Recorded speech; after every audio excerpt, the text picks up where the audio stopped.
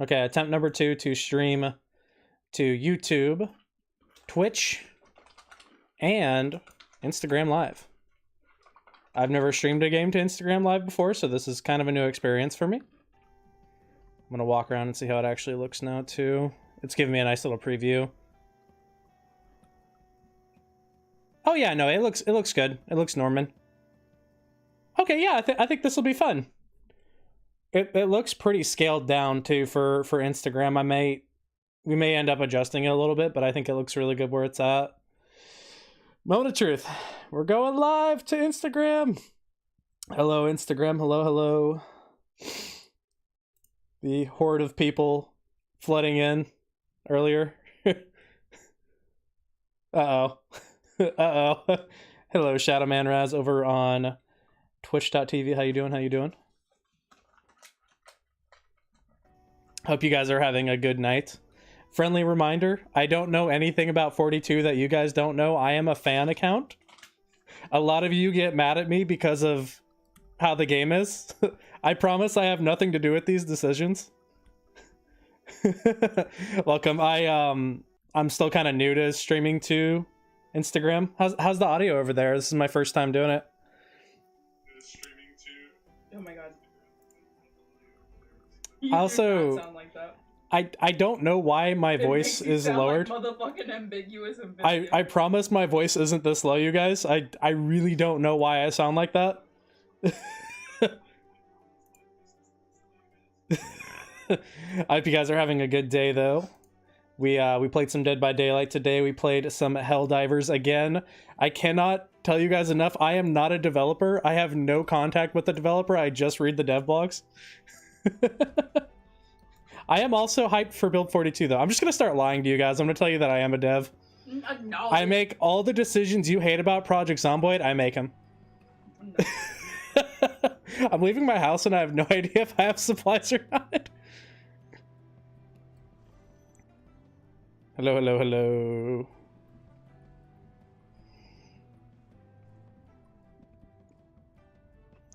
Is the game audio over there pretty solid? I need to figure out why it wants to add like several lower octaves to my voice. I don't know why it's like that. Oh, it fixed it. It fixed it? Okay, maybe that... So I guess that's just when you start Instagram Live. This is like my first Instagram stream ever. Oh, and it fucked up again. Alright. Oh, are we back to being real bassy? Oh my god. Voice critical up in here. Hey guys, voice critical. I can only imagine how it sounds if I like try to... naked oiled up Spiffo? Yeah! Where do you see these things? So here we are. I have a map mod here. I don't know what's over there though. I also have, I don't think this one's over the river. I don't remember what's there either. I know this is Chinatown. I spawned here once and instantly died.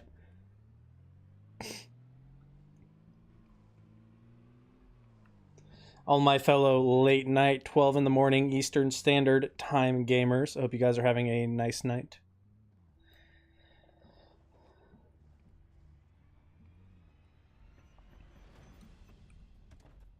Yeah, so we're currently multi-streaming to twitch.tv as well as YouTube and Instagram. I've never multi-streamed to 3 different platforms before, so this is a little new. We're bopping some zombies this evening.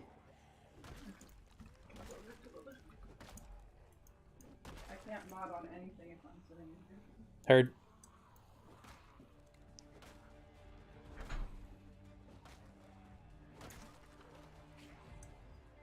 My guy is an absolute giga chat of a human.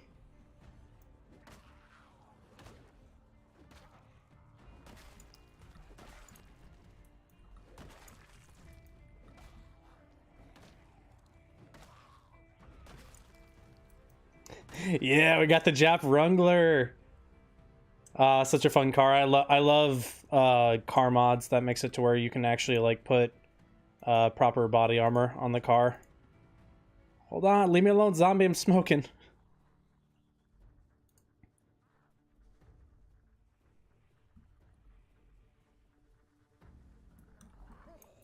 Bop.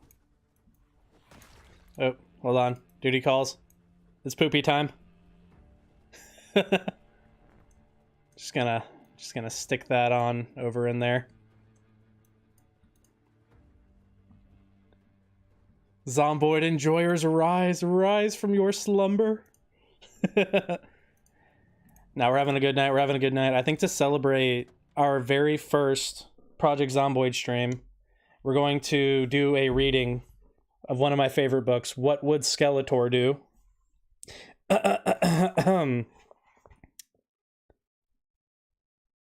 Mansplaining is necessary and usually well received. Nobody's worth going to Jared for.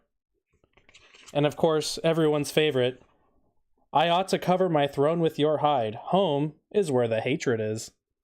This has been a reading of What Would Skeletor Do? Thank you.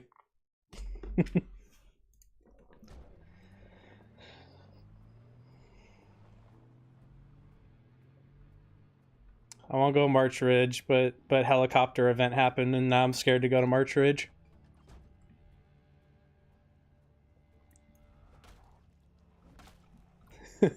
Thank you, Pushing Daisies. I appreciate it. I appreciate it. I have about 3 different classical pieces of literature here. You know, fan favorites, of course, like What Would Skeletor Do? The Field Guide to Dumb Birds of the Whole Stupid World, and you guessed it, How to Become a Federal Criminal. Everyone's favorite books.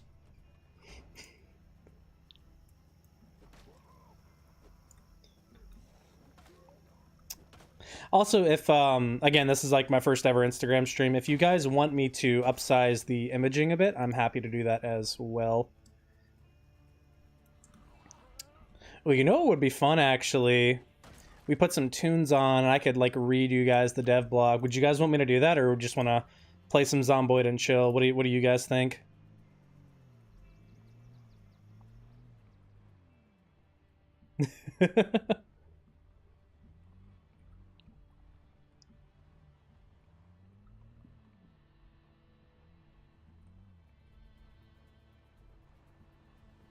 Oh, well. Wow, these woods are not a fun place to be, I'm not even gonna lie. Oh wow, they're really... Uh-oh. Oh man, I just keep backing up and there's just more behind me. Oh fuck. Okay, I should be good to start fighting here. I have my paintball gun too, so don't worry. I have the ability to do ranged attacks.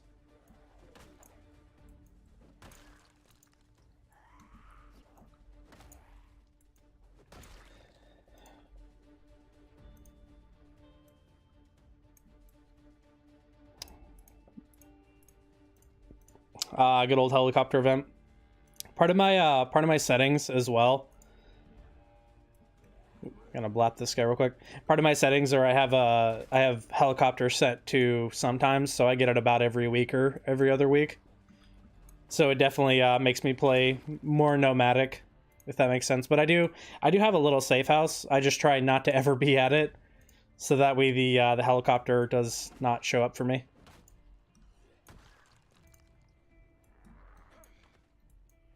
I'm also just an absolute a loot goblin from my backpack, my SWAT leg pouch. I have 2 armored rigs on somehow.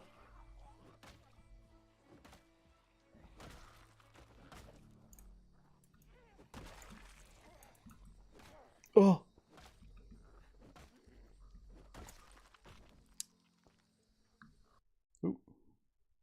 Sorry, Raz, I see you over there. My bad, my bad. Yeah, we're doing some Zomboid and chill. Little late night Zomboid here. This guy has a sword. I want a sword.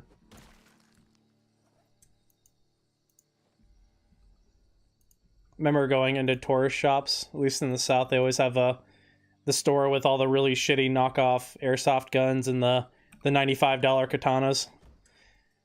And little 12-year-old me was like, yo, that shit, dude. Hold on, I'm eating my lobster. Leave me alone.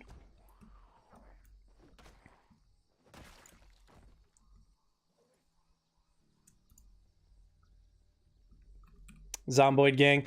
I actually really want to do a video now for like an escape the, or not escape, but survive the backrooms Zomboid run. There's a backrooms map. We played it once on a multiplayer server. It was really fun. It was interesting trying to get a process to make crops grow in in the backrooms. Because like with your world settings, you know, like it's lore wise that the, you know, there's always power in like level 0 of the backrooms. So you know, you got to kind of gear your settings a little bit for that. So there is infinite power in water, but like loot is like a whole other beast you have to solve.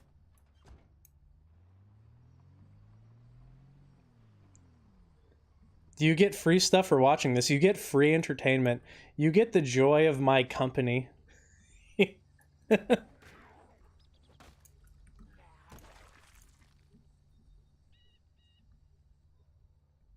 on, zombies. I love fighting zombies for a road. It's my road. I will not give it up lightly.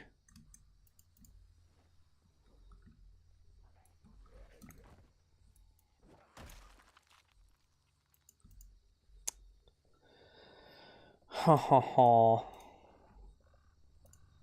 Excited for the new 42 update, man. I've been trying my best to follow the updates on it. I have not been doing my due diligence with making more posts that are related to the Zomboid blogs. But the implication that we're already getting AI like procedurally generated map chunks, I think is really exciting, because we in a way we do already have that with like the very, you know, car crashes all over the map, the story houses, you know, you get the burnt down house or the survivor house, that kind of stuff. I'm really excited for the idea that we could get entire like terrain though that's randomized. That's one thing they talked about. They actually have someone, they were either a Minecraft dev or they were like really prevalent in these Minecraft like development scene for mods, and that person's actually creating randomly generated biomes and like forests that will extend past like the current borders of the map, which I'll show you guys real quick just for reference here. Oh, that's right, I forgot you can't actually like pause while you're looking at your map. But yeah, like, you know, when you get to the border of all this stuff, you know, if you've played for a while, it's just like blacked out. Get it together. But at some point, it's just going to be forest, like in every direction. I think that's going to be really exciting, especially with the addition of like basements and bunkers. The modding community made an actually decent Halo mod for Zomboid. Spartan and different armors. Ooh, that sounds pretty cool. The old energy shields. Well, hold on. Now we got to check the mod page. Stand by. Let's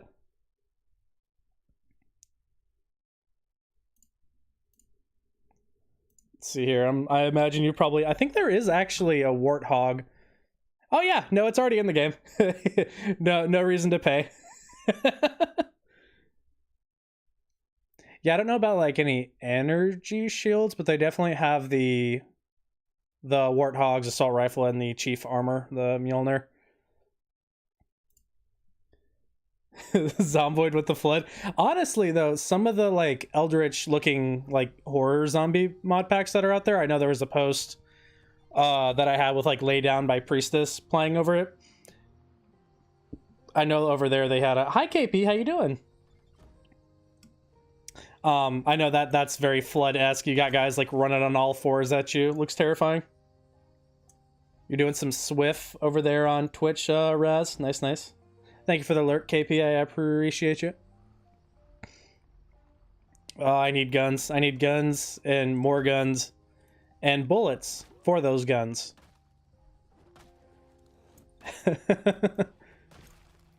Helicopter crash event placed by a Pelican. Yo, that would be sick.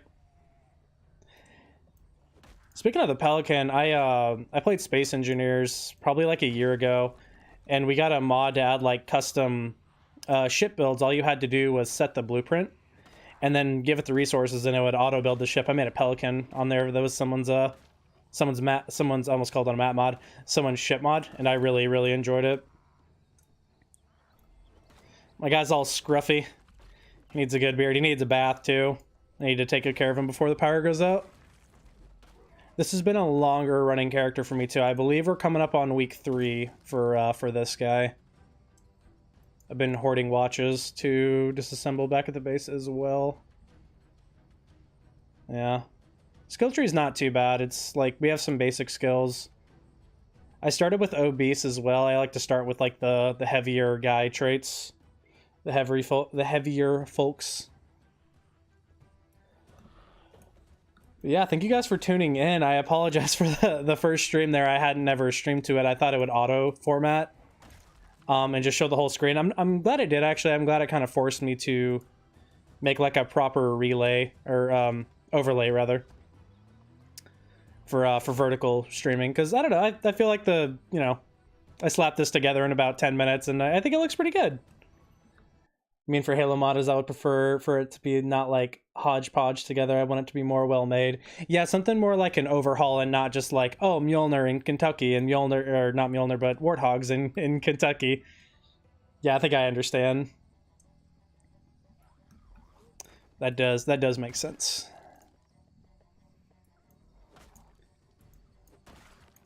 Ooh.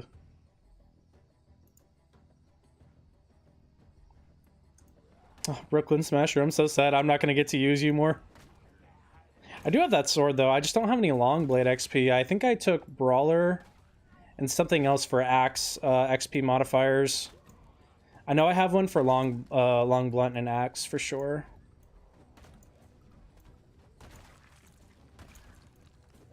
Oh, sit your ass down. There we go. If you see the little Sprite people running around down there at the bottom of the screen, I don't know if Instagram's like and share and all that stuff overlay makes it to where you can't see them, but those are called stream avatars. They're really fun. They're little like Pokemon that run around at the bottom of the screen, and like it assigns you to it assigns your username to one of them, and you can make them like fight and stuff. It's fun. Well, there's someone to make a mod. Some car mods suck because I get launched into space or I just blow up if I hit a mailbox. I have not had that happen before. I have seen videos of that happen where people will, it's usually with trailers, I've noticed. They'll hook up a trailer to their car and their car will just start going like ballistic. I don't know what causes that. If I was a betting man, I would assume part of the trailer probably clipped into the car and it's trying to get itself out, and that results in the car like flailing around, which I guess as long as you have the cheat menu installed isn't a big deal. No, I don't use the cheat menu unless I absolutely have to. Like if I'm gonna die, I will take the L and I will happily make another character and carry on. I use this for if say I'm going up a flight of stairs and I clip under them, because I have had that happen before. Or like for instance, if my car starts flailing around like batshit. Yeah, feel free to follow me on Instagram or Twitch. I have both chats opened up here. And I just appreciate you guys coming and hanging out with me tonight. I know it is very late, especially if you're in the States. Probably not as much if you're in California. I believe there's about a 3 hour time difference there. Oh man, oh here I go smacking.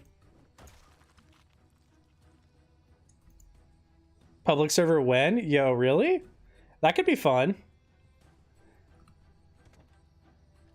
I got banned from a public server. They had the poop mod on. Oh, we got a new follow. Stand by. My Instagram chat's blocking my notifications. Hello, Vod Mesa. Thank you for the follow. I appreciate you. There we go. I can actually see my notifications. Yeah, so I got banned off of a public server because they had the poop mod, and I was like, how do you poop? And then I just got banned randomly. It was a cool mod too. It was not a cool mod, but it was a cool server. Joining servers like kind of late into their lifespan is so fun because it really feels like they've been lived in. You'll go into like a store and there's just like stuff all over the floor because most servers have loot respawn turned on, and you know, for good reason. um but to guarantee that the loot will respawn on a public server like that, or if you have loot respawn on, you have to popcorn everything onto the floor, just drop it all down. So you go in there and there's just like loot scattered all over the place. You'll go outside. Your ass today? I did. I did. Yes, I have washed my ass today. Thank you for asking. Ooh, let me check something real quick here too. It's hard multi-streaming. Love to set up a server. Oh, heck yeah. Have you done them before? Me and my buddy Wicked did them a few times. Here, I'm opening my Twitch chat on my phone. I don't know if my Streamlabs is actually working or not.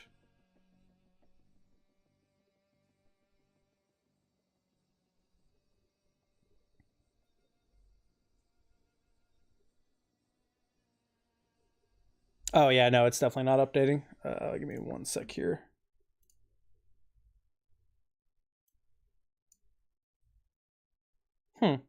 Weird. But that's what 2 monitors are for.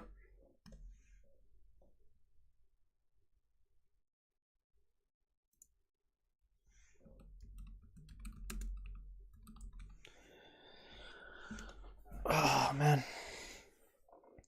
I was debating playing this today or Helldivers. I was not sure what I wanted to do. I can't connect or talk in your chat at all. Yeah, it's weird. I don't know why. It's like reloading. I keep reloading. It's not doing anything. Yeah. But hey, Infariable. Hey, Cross. Hello, hello. Is my audio still coming through okay? Yeah, I really enjoy doing the modding though for servers. I could never quite figure it out myself because there is kind of a multi-step process to it. But my buddy Wicked actually did manage to figure out how to get map mods loaded on the server. We ran like Raven Creek and Fort Redstone. You know, some of the more popular ones. I think we had West Point expansion at one point.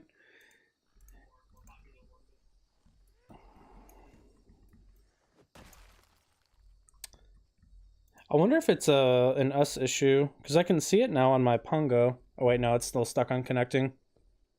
Yeah, I don't know what's the deal. Oh, do you mind turning the air on? It got hot as fuck in here.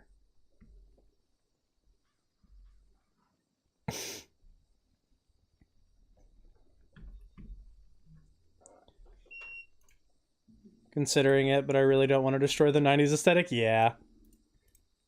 Yeah, and Britta's definitely does that. I'm not gonna lie. Thank you. Uh-oh. I don't like it when it does that. I don't like it when it don't start on the first crank up. To be fair though, the engine quality is not great on this one. If we look not just at the percentage, but the engine quality is only like 37, so it's not great. But I also like obsessively check my engines because I don't want the battery to run out, because then like you're kind of screwed, you're kind of stranded. Smoke. Hello. Can't hear the game audio at all. Oh, on here? I don't think on anything. Oh no. Stand by. Let me double check here.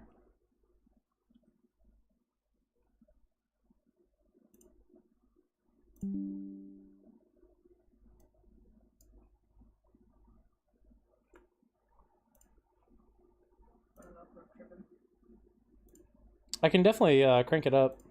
Absolutely.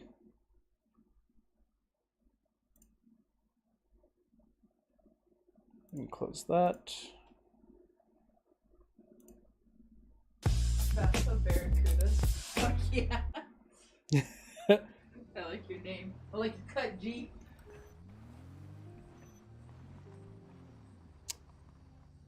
How do you mod Project Zomboid? So yeah, I just use the workshop stuff from Steam, so I can actually do a quick impromptu tutorial a little bit here. So say you actually do want to run the Halo Warthog on your server. All you would have to do is copy, there's 2 lines of code on, for example, like a gportal server, that'll usually be either in sandbox settings, but you copy over the workshop ID and the Halo M12 Warthog. And that generally is all you have to do to make it work. Map mods is a little different. It's a little more complicated.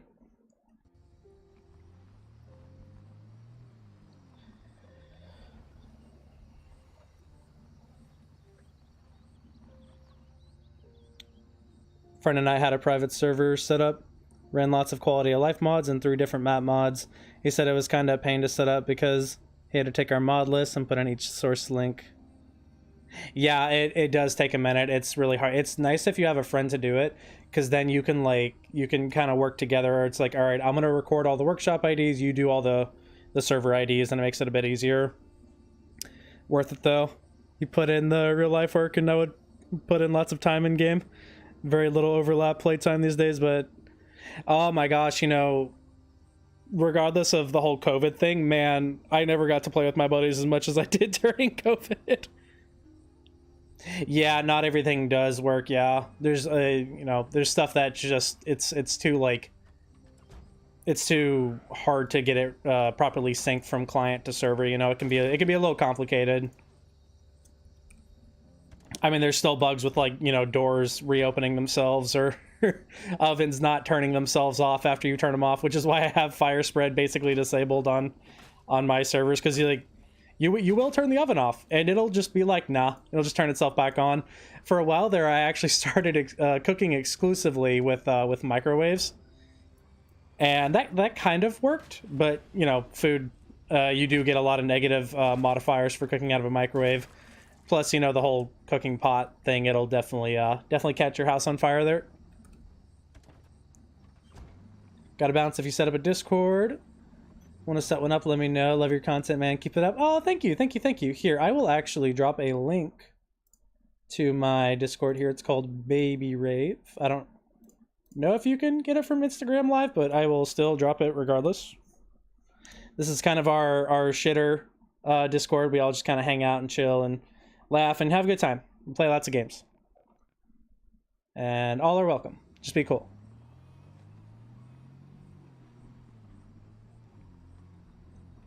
Oh, what we got? Oh, wow. God, there's nothing out here. It's just woods. Why am I fighting over woods? I had a pretty good foothold there for a bit with March Ridge. Or not, I keep calling this place March Ridge, it's Riverside. In my heart, it's March Ridge. I know that's objectively wrong, but I'm too set in my ways. I can't go back now. I can't stop what I've started.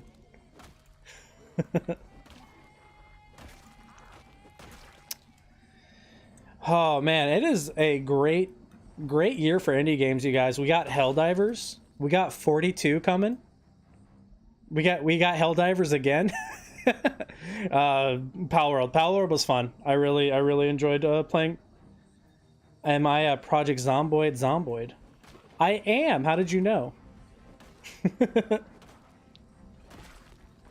No, I am not a PZ dev. I am a fan account, and I've been a long-time fan of Zomboid, and I love playing it, and I love talking about it.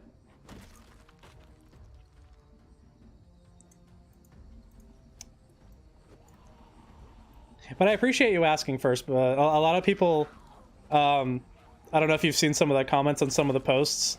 A lot of people do think I'm a dev, and I'm not. I've never talked to a dev. I've never met a dev.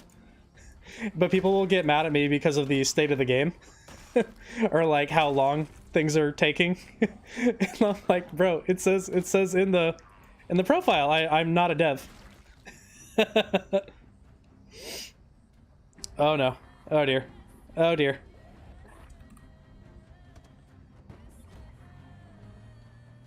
That's the problem with long blunt. It just you run out of stamina so quick.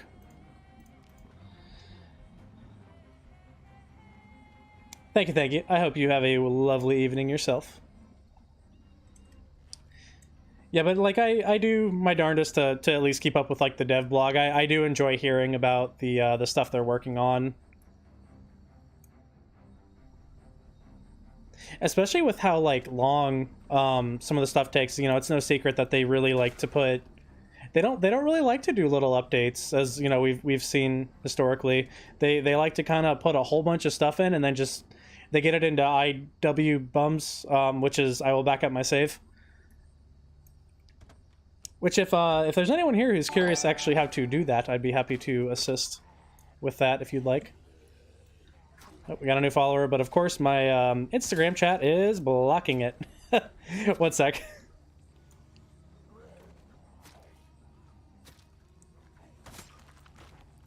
Uh-oh. Oh man, I don't know what mod adds the Rambo knife, but it's like my favorite. It's so overpowered. I made a video kind of talking about like how I feel towards a lot of the weapons in Project Zomboid. And knives are definitely like my last pick, but just there's some mods that can make them so overpowered. And I will say, if you can get it to the higher levels, you're really trading range and, generally speaking, durability for a weapon that can hit hard if you put the time in and get a good enough version of it. For like for just a significantly less stamina burn. Thank you, Bathtub Barracudas. That's a great name, by the way. Thank you for the follow. I hope you're having a lovely evening. Is the game audio coming through for everyone? I want to make sure it all sounds good to you guys.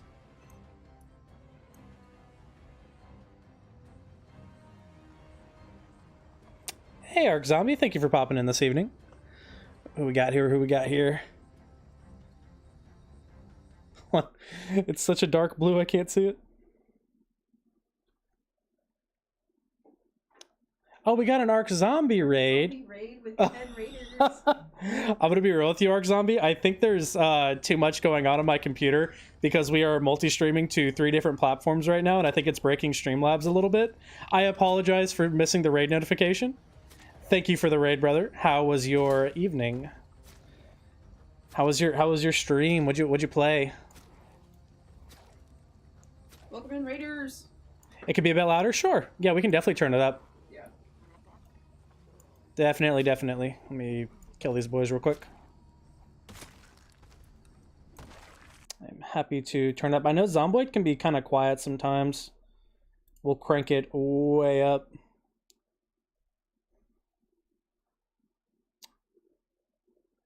Arc Zombie raid. Oh, Nightingale. Yeah, I remember Arc Zombie. You were playing that at one point too. I saw in my my Twitch feed that you were playing Power Washing Sim. I think I saw Dizzy Biddy playing that at one point too. He was loving it. Yeah. He was having so much fun. Also, Bathtub Barracudas was your 400th follower. Oh my goodness. Milestone. This calls for a celebration and a reading of the field guide to dumb birds of the whole stupid world. Let's dive in, shall we? The Red Bill Firefuck. What a great name. These gregarious little finches are a very vibrant red. They look exciting at first, but don't be fooled. They basically just act like normal birds. Widespread in sub-Saharan Africa, they are frequently loud in areas of human habitation. That says found, but I'm dyslexic, so we're going to go with that. Drawn by the likelihood of an easy meal. Like finches, the world over, they are usually clustered in small groups, making too much noise and messily eating the seeds in someone's garden. The color, males are mostly red, females are mostly brown. Both have a yellow ring around their eyes, which makes them appear vacuous, even if I don't know what that word means. This has been a reading of the field guide to dumb birds of the whole stupid world. Thank you. But yeah, let's see how the audio sounds here. Oop. I have to run my game in borderless here. Make sure I didn't miss nothing. The group's resident wizard making spells, charms, enchantments, potions, and food. My wife made a tailor shop. Heck yeah. That's awesome. It's very role play, and I like that. I like to do that kind of stuff. I did that a lot in 7 Days to Die. I had my own pub on the server, and that's how I met like some of my best friends today. Was with my little pub, and it eventually became Frito's pub, airport, pool, and foot massage. That like it just kept getting more and more extended. Yeah, if you guys are ever looking for another fun zombie game, definitely check out 7 Days to Die. That game is very fun. Very fun indeed. Need to rate 'em run. Yeah, no worries at all. Been a blast. I hope Nightingale can keep adding stuff so the rest of the group sticks around. Heck yeah. Again, man, you know, it's indie season. We're just getting banger after banger. And I have thoroughly enjoyed Palworld as well. If you haven't played Palworld before, there is a pal or a Pokemon, whatever you want to call it, in the game. Bump, bump, bump. And it's called a Toko Toko, and their signature move is to run at you and try to blow you up, and themselves in the process. And I got a rare one. They're called it's basically their version of shinies. They call them rares. And they're like larger, stronger versions of like their normal counterparts. And I put a ton of time and work and resources into him, and I got him now to where he can like one-shot most bosses.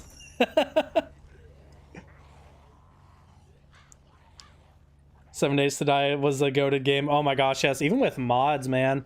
There were so many good... I'm about to get my shit pushed in here. Hold on. Let's use a good spear. Hold on. Let me clear this a little bit. I have another mod on that's called Earn It. Earn It's really cool. It makes it to where you can set a certain threshold for your character to become desensitized after they kill a certain amount of zombies. I think mine was set anywhere from 1,000 to 2,500. I got it kind of early on, but I was also going out of my way to even avoid loot areas just to farm kills so I could get it kind of quick. I started that with Cowardly as well, so my early game was an absolute mess. Come on. God, none of them want to fall over tonight. Oop, time to run. Here, we'll loop back a little bit here. Mr. Vegan Hoodie over here.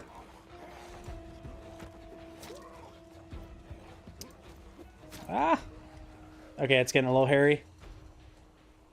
You know what this calls for? This is a perfect time to pull out my paintball gun. I also use a mod. It's called Advanced Trajectory. If you've never used it, it makes shooting a little bit more involved. Yeah, thank you again for the raid arc zombie. I appreciate you. Oh dear. Okay, we're kind of... Get a paintball gun! Get him! Yeah, I got one of them. Oh, I'm gonna die. I don't suppose I have some ginger hiding in here somewhere. Yeah, I'm kind of at a spot where I can't do a whole lot here, so I'm just gonna get back to the car and give them some space for a minute. You love zombie games, but apparently you're a coward. Why do you say that?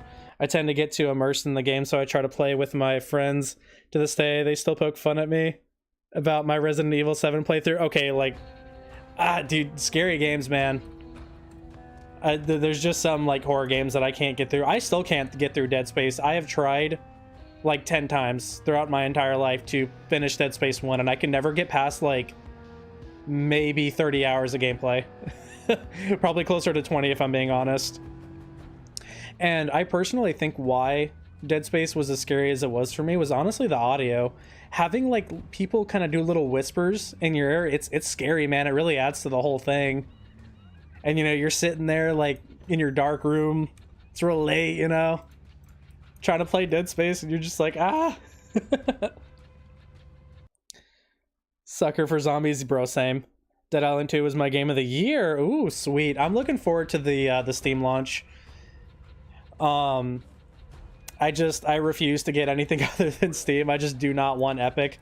Even though Epic is slowly, surely finding ways to sneak itself onto my rig. The latest was, it's a game called 6 Days in Fallujah. It's a 4-player co-op shooter. set around, I think, like the invasion of Iraq. And it's like, you know, one of those like, oh, hyper realism, but it's, you know, it's just a fun game. It's very chaotic too. But their matchmaking got moved over to Epic, and like their matchmaking is so ass now.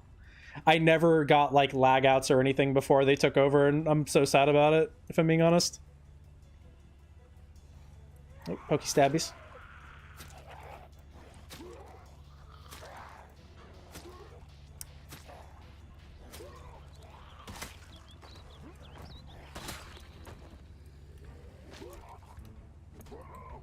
Eh.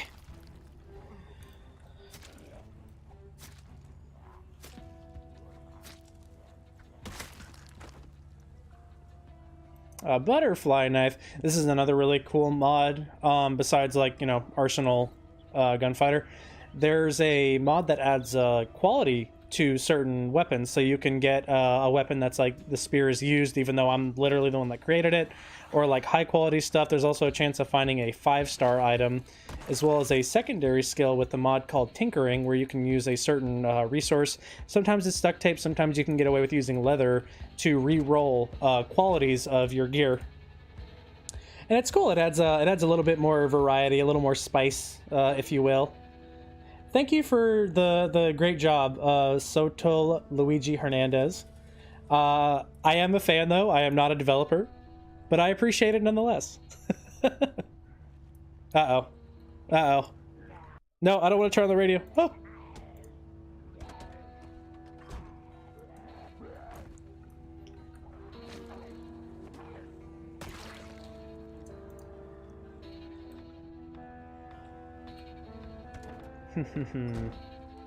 Yeah, I like the advanced trajectory mod, even though it's very goofy. There's certain things like fire extinguishers that can be used as a weapon. BB gun, in this instance, you know, you see me using the paintball gun. While they do very small amounts of damage, you actually can kill zombies with these things because of the stat changes to everything, which I'm not entirely mad at. I really don't like how Brita presents 22 firearms, because they basically treat them in the same damage bracket as like a non-lethal, you know, .177 BB. That you know, standard like copperhead BB that you would find for most BB guns. And so I'm like, you kind of have to pick your evil sometimes. So it's like, I don't mind if like paintball guns and BB guns are somewhat lethal if it means that 22 is actually useful again.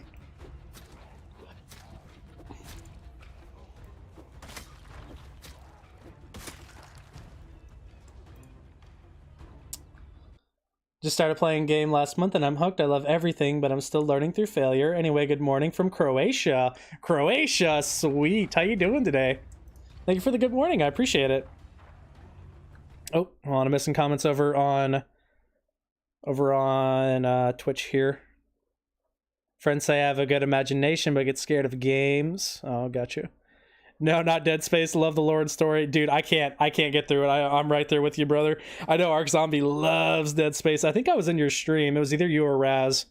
And I think one of you was asking which game to play in for horror. The old Fear File games are absolutely terrifying, too. Haven't played Dead Island 2. Yeah, I'm getting it, like, when it launches on Steam. It's kind of nice that it launched on Epic, too, because, like, by the time it hits Steam, a lot of the bugs are going to be gone. Elden Ring DLC, nice. Hopefully I have the Fallout 76 season finished. I played Fallout 76 at launch, and I did enjoy it. I liked it, and I think this about most Bethesda titles. I love Bethesda games, and I think that every criticism about them is completely valid. I think every negative review that Starfield got was completely justified. And I love Starfield. I have like 200 hours in Starfield. I thoroughly enjoyed it. And I think there was a lot that was wrong with the game. But again, there's something about that Bethesda style, man, that Bethesda format, engine, whatever you want to call it. It's just, it makes the monkey brain happy, you know? Please talk about the Build 42. Yeah, we can talk about Build 42. So this is all public information. I'd like to just, I know I sound like a broken record, but I am not a developer. I am not in touch with any of them or anything like that, but I do read the dev blogs fairly often. So there's a lot of stuff that I know is coming, or is at the very least planned for Build 42. And if people are just now getting started into Build 41, if this is your first, I guess, build, if you will, of almost said Tarkov, of Project Zomboid, there's some stuff that you'll need to know when it comes out. It's going to launch in an experimental build on Steam called I Will Back Up My Save, or IW Bums. What that basically means is you need to back up your saves, and there is no in-game feature for that. You actually need to go into your user file manager stuff and separate your save files. You'll want to copy, paste, that kind of thing. I know, I'm so excited for Dead Island 2. But yeah, goated game indeed, dude. Oh, I love this game. Oh, I love it. It's so fun, you guys. But yeah, let's talk about some Build 42 stuff. So that's kind of what everyone can expect if the launch is anything like the transition from 40 to 41. But yeah, as far as features go, you know, we're going to get a lot of quality of life stuff specifically here for nomad gameplay. There's going to be a lot more nomadic stuff, judging by some of the things we've seen, even with one of the last posts I tossed up. If you actually want to read a bit of that too, it is in the description of that post. They're talking about adding a lot more stuff that you can make manually with just like scraps, basically, like, you know, sticks and, you know, stones and rip sheets and that kind of stuff. Being able to make your own pitchforks, cups, you know, bottle openers, can openers, that kind of stuff. So there's going to be a lot more to the crafting. They're also going to remove the ability to just craft stuff on the fly, right? And so what that means is you're not going to be able to stand out in the middle of the road and drill nails into a baseball bat while zombies are coming down on you. And I don't think that's a bad thing. You'll still be able to like do basic stuff like ripping sheets or opening a can of something, you know, what have you. But like if you're trying to make a stone axe, it seems like they want you to have like a surface that you can work off of, like a table and stuff like that. Oh my gosh, the animals. Yes, the animals. Let's talk about those. One of my favorite screenshots when we first started seeing tidbits of animals was the rate at which chickens, they hadn't quite dialed it in at how fast they should be able to hatch and grow up and be able to start hatching their own eggs, you know, like the offspring, making more offspring. And it was something like 2 weeks. And I think it wasn't just for chickens too. I think it was for all the animals. Like after like 2 weeks of in-game like play, like a couple of pairs of things had become like hundreds of animals. There's like some little farmhouse that's, I think it's by the Pony Romo, if I want to say that, which is just such a goofy little spot. Especially if you're playing on high pop settings, the Pony Romo is always just a shit show for maybe less than 50 to 100 loot containers. I'm glad you love Project Zomboid. It's not my game, but thank you. Thank you. Yep. I don't ever want to misinform people. Oh my gosh, yes, the deer. Oh, I'm gonna run over so many deer. Oh, I'm so excited.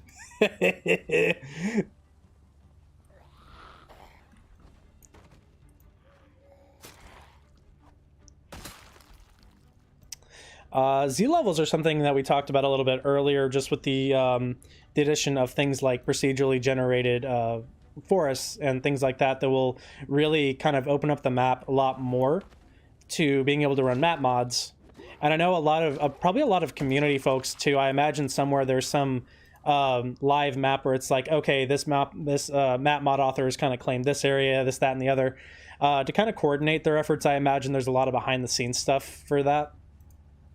And it won't have to be kind of as clustered as it is now. You know, we're going to have a lot more open spaces for, especially with the just addition of procedurally generated content, has me so freaking hyped for like future projects, especially with like the Z levels, like the map mods for negative Z levels for underground areas are going to be insane.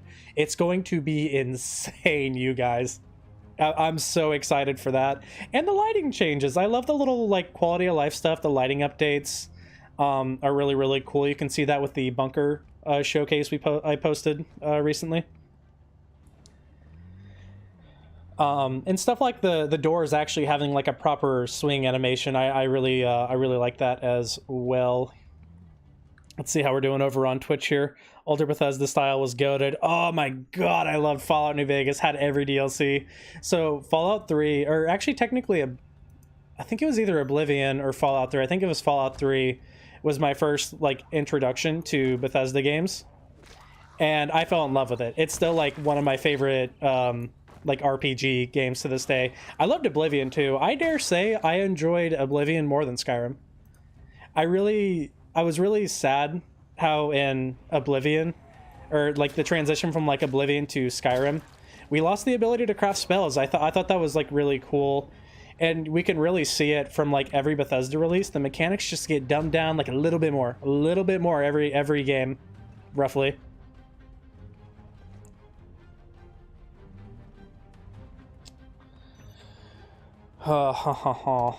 No, I'm really excited for basements. I'm excited for animals, man. They're reworking the way that firearms work as well, so that way it's not quite so hard to get into. I didn't delve too much into that. It was kind of hard for even me to understand that part in the dev blog a little bit, because there was a lot of technical stuff about these new systems that are coming. Woo! Oh, he almost got that. He almost got that.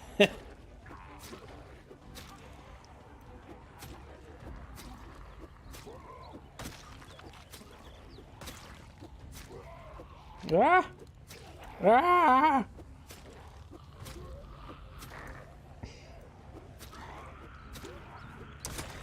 Multiplayer stuff, like, and I'm just kind of saying this as I'm thinking of it. I know that they're talking a lot about multiplayer stuff and like quality of life. I think they're gonna fix a lot of the desync problems again, like where you would get hit by like, you know, zombies that were nowhere near you. If you've played with high pop settings and, you know, you got a team of people taking down a horde with you, you know, you're backing up, you get far enough, the horde will disappear and then reappear later on. I believe that kind of stuff is being worked on by the multiplayer guys. The zombies on Dead Island 2 are gruesome. The weapons have punch, feel awesome to use. The story is good. Character voice lines are S tier. I remember when I played Dead Island 1, I think it was on the Xbox 360, and I don't know how, but there were people who figured out how to cheat and how to like I guess just hack the game with certain items. And there's a hard cap on the amount of ammo you could have with guns. And the way that the cheaters would bypass this is they would give you a gun that had one magazine with like 10 billion ammo or something absurd like that. And the gun could do like ridiculous amounts of damage. Oh, man. Another fun zombie game, which I'm really sad we still haven't seen any real sequels to yet. Oh, that's why I'm so damn heavy. It's a paintball gun. That I'm sad we haven't really seen any sequels to was State of Decay 2. State of Decay 1 and 2, man. Really, really fun, easy to digest zombie game, you know? Good voice acting is a great thing to me. Part of the way through the first game, it felt like Sam B's lines were reused or something. Can't wait to try out the new weapons too. Oh yeah, Arc Zombie knows. You know. I got a... Do you think there will be a total reset of the mods? Oh yeah. Every single mod's gonna be broken. They're not gonna work. Yep. Oh, thank you. I appreciate that. 2021, the guy. Played Morrowind? No, I have not played Morrowind. Oblivion, I believe, is technically the oldest Bethesda game I have ever played. I'm drinking my last little bit of Diet Pepsi here. It's a treat for me. I don't really drink soda, so. Dev release an update to story mode. Absolutely. I know a lot of people get burnt out with how, you know, like with late game Zomboid, a lot of people, I thought I was in my car, I just hit E to get out of my car, and I was like, oh god, what's wrong? Yeah, there's a lot of people get burnt out once you hit that kind of late stage. So, you know, you can mod it, you can tweak the settings to try to make the struggle part last a bit longer. I find for me, the best way to keep the story fresh is actually, so I even play with respawns turned off too. I like to leave the helicopter on sometimes. I don't like it on like really frequent, because I imagine it probably comes 3 to 4 days. Oh no, your English is fine. That's all good. I totally understand you, homie.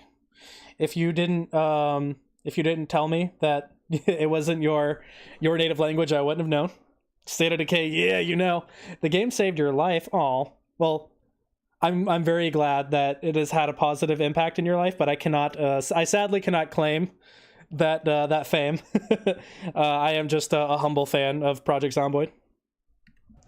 Also, for anyone curious about the little people walking at the bottom of the screen there, those are called stream avatars, which you can actually come and play with if you come and hang out with us on Twitch TV. No obligations whatsoever. Do what you got to do. But yeah, back to talking about like the burnout stuff with Project Zomboid. When you get to the late game, so especially with the addition of animals and Z levels, there's going to be a lot more to explore. And while we are not, as far as I know, we are not getting NPC survivors yet for Project Zomboid for 42. I believe that's 43, so we won't see that until a good ways out. There's going to be a lot more story in general added to the game, because these people aren't going to be like the Superb Survivors mob where they just kind of poof in. They have very minimal dialogue. They'll be like, I wonder how it all started, and that's like, the depth of their character. You're going to have stuff where you're going to find the annotated maps, and it's actually going to potentially take you to someone. You'll actually find little story events where you might get a tip as to where someone is, and I believe they will have their own AI as well. And again, this is all skeptical. This is stuff I have read from the dev blog, but big ambitions and feature creep and all that. We don't get too crazy with it. But this is their plan, is to kind of have it set up very similar to how the annotated maps function in their current state, where you pick it up, you read it, you go to the spot it tells you, and then you got a little story house, little story area going on. So I think the addition of NPCs will be a real game changer. I know when I played with Superb Survivors, I also played with Super Survivors back in Build 40. I really enjoyed them. I made them farm cabbages all day, every day. And my God, if you let them eat, they just decimate food stockpiles, because they're not just trying to fill their hunger meter, they're trying to fill their calorie meter. Like always. And I don't like, and it might be different now. I haven't played with Superb Survivors in a really long time. But yeah, no, they would just go decimate your food stockpiles. Because they didn't know any better. They didn't understand, like, oh, I should eat, the butter instead of trying to get the same caloric value out of cabbages or tomatoes, God forbid, because they're like 12 calories a pop. Which is another reason I like the minimal display bars mod that shows you the exact amount of calories that you need.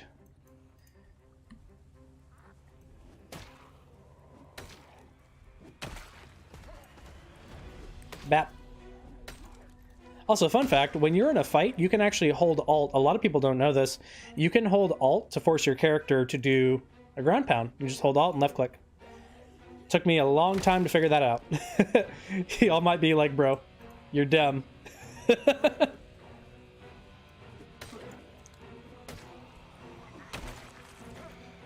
Stone Axe is meta. Oh. How do you guys, as far as like, my fellow modders out there, how do you guys feel about Braven's mods? I really like the obvious collecting one. I don't really use a lot of Braven stuff though. Oh my God, I know the Jaffrungle is so good, bro. It's so good. Oh man, I have like almost all of SAR's mods. I think the only like one or two that I don't have are actually like broke. Excuse me. All right, let's read Bathtub Barracuda. Sorry, I'm so late to this comment. Endgame mod for Zomboid for me is the Extraction mod. I think it's Wolf's Extraction. I have seen that one. That mod looks really cool. It adds a way to call in a helicopter and get out. Most of my extractions have been a hold-off horror defense till the choppers show up.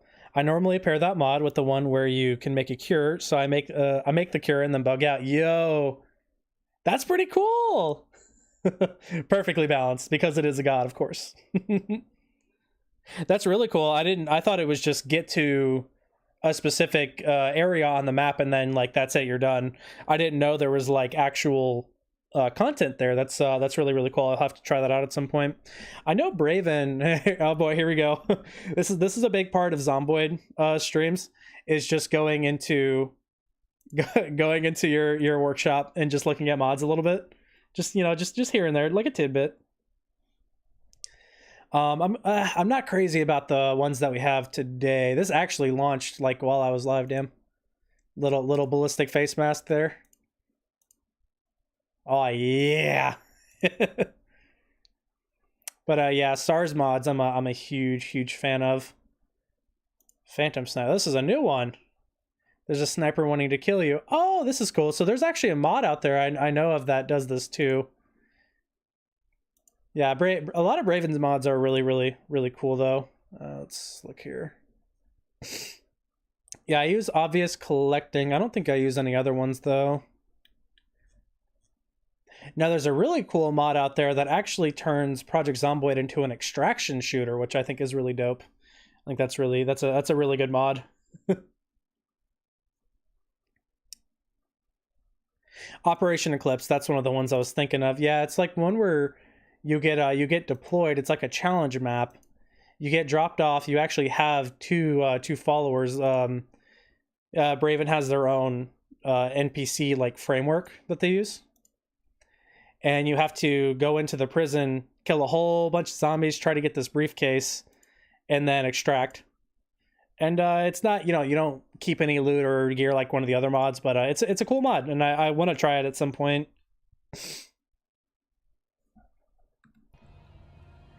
It's getting dark. I don't like it. All right, let's go button down for the night.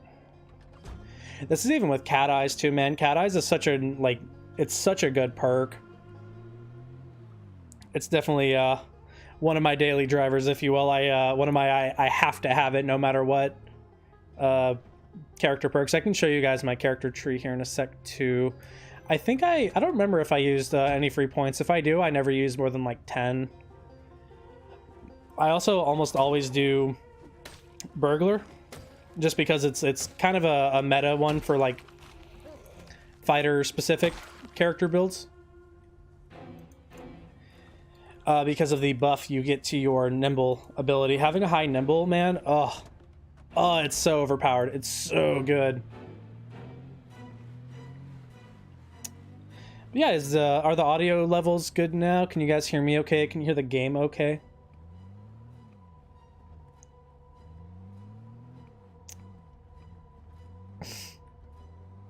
One of my little tricks I like to do, especially if I'm living near another structure, is to turn off all the lights on mine, but leave the lights on over at the other house.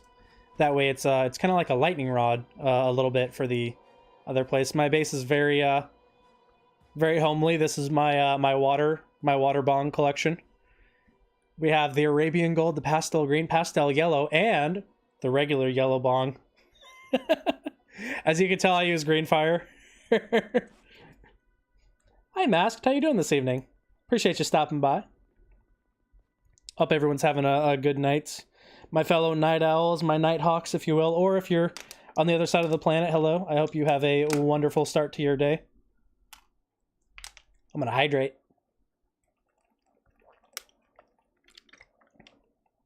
The green fire mod is dope. Yes. I always had issues with it in multiplayer. I don't know why it always bugged for me. I could never farm. So anytime like I tried to farm anything, I would have to like go into dev mode and like actually give myself like what I farmed. I'm pretty sure it works though in single player. This is my very humble abode. Emphasis on the humble.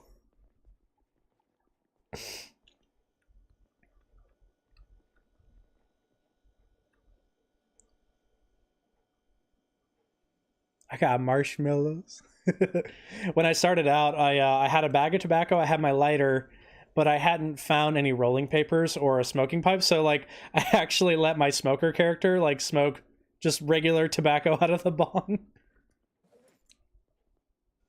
I'm so mad about I'm so bad, not mad.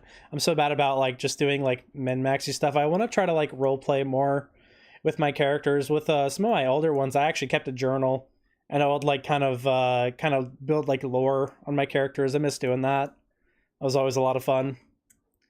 Definitely adds to the experience, you know. Let's actually go ahead and scrap all the watches we got here. I'm gonna go ahead and burn through a lot of these real fast. Oh, I sliced my hands open. Oh, damn it. Okay, it was just the left hand. We're fine. I'll use the bottle.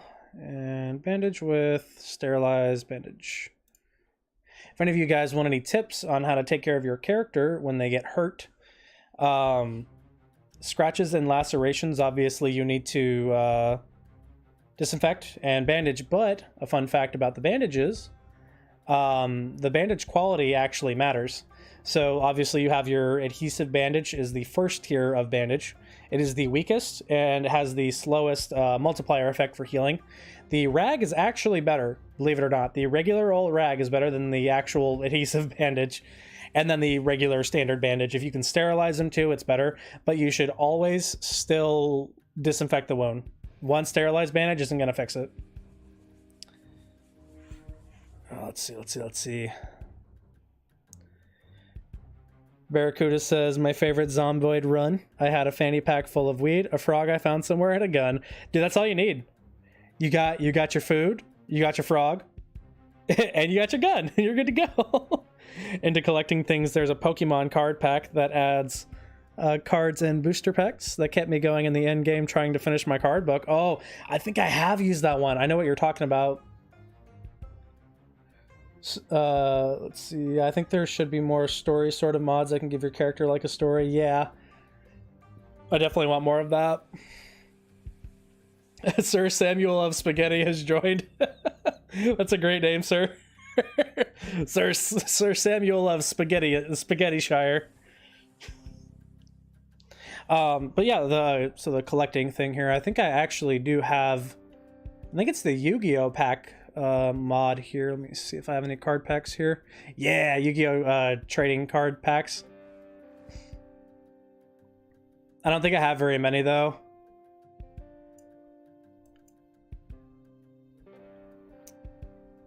Let's see, very, very lore friendly, even though Yu-Gi-Oh was not around during the time frame of the Zomboid apocalypse. But there was actually a point where I was using they were called gnome bars. you can get a nicotine vape for your Zomboid character. I used those for a while, but I was like, okay, these are kind of ridiculous. I'm literally never there's no point in having green fire if you're gonna have something like that. And so I was like, it's fun, it's cute, but it's not really worth it. Oh, what do you have here? Oh, food. You shouldn't have. You know how much I love food. Dude, Yu-Gi-Oh cards go so hard. Hold on. We're gonna open all our packs real quick. All right, let's see what we got. Oh, we got a harpy lady. Let's fucking go. Oh shit, you guys. Wait, I want to see if like the. Oh, I gotta switch the overlay here. Give me 1 sec. Why are you the one? I'm making sure they can actually see the card. Oh yeah, they can see it good. Okay, cool. Hello, Zerfanem. How you doing this evening? Morning. Night. Something. Something. It's something. How are you doing this period of time? We're looking at our Yu-Gi-Oh card collections. Bro, Hierosphinx? Hierosphinx? Oh, wait, no, that's not the one I was thinking of. We got Harpy Lady 3. What do we got? Oh, shit.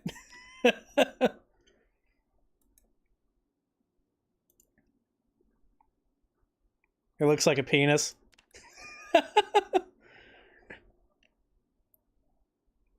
Alright, we'll open the regular one too here. Other than the Harpy Ladies, there's not really anything that jumped out to me here. I don't really care about whether or not it's like an actually rare card in real life. I just like to collect the ones that I liked when I was a kid, you know. Put those right there. It's cool too. They even have their own little sprites in the world. They're not just a little jumble of textures. You're doing okay? That's good. I'm glad to hear that. Oh, man. Man, oh, man, oh, man. Y'all, it is 1 a.m. here, and I am not tired at all.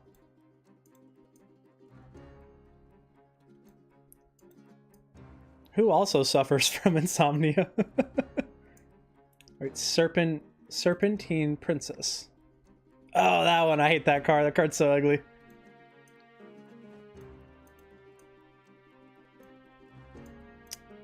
Can't remember if I have this one or not. In real life, there's a card called Celtic Guardian. It was like part of the like original like starter ones that were in the series, like in the show and stuff. And that thing is older than I am, and like it's not rare, it's not hollow, it's not a mint condition, but that mother trucker is perfect. It is in pristine condition, and that's like my favorite card just because of how good it looks. Like I got some beat to shit cards, you guys. But no, like I'm most proud of that one, literally just because I've taken good care of it over the years. I can't believe I sliced my flippin' heckin' hands open here. Oh, that's right. We were going to go over my character tree. So I'm a park ranger. And it's also, I don't know what mod adds this, but it actually tells you all the details of buffs that you get, as well as your foraging bonus as well.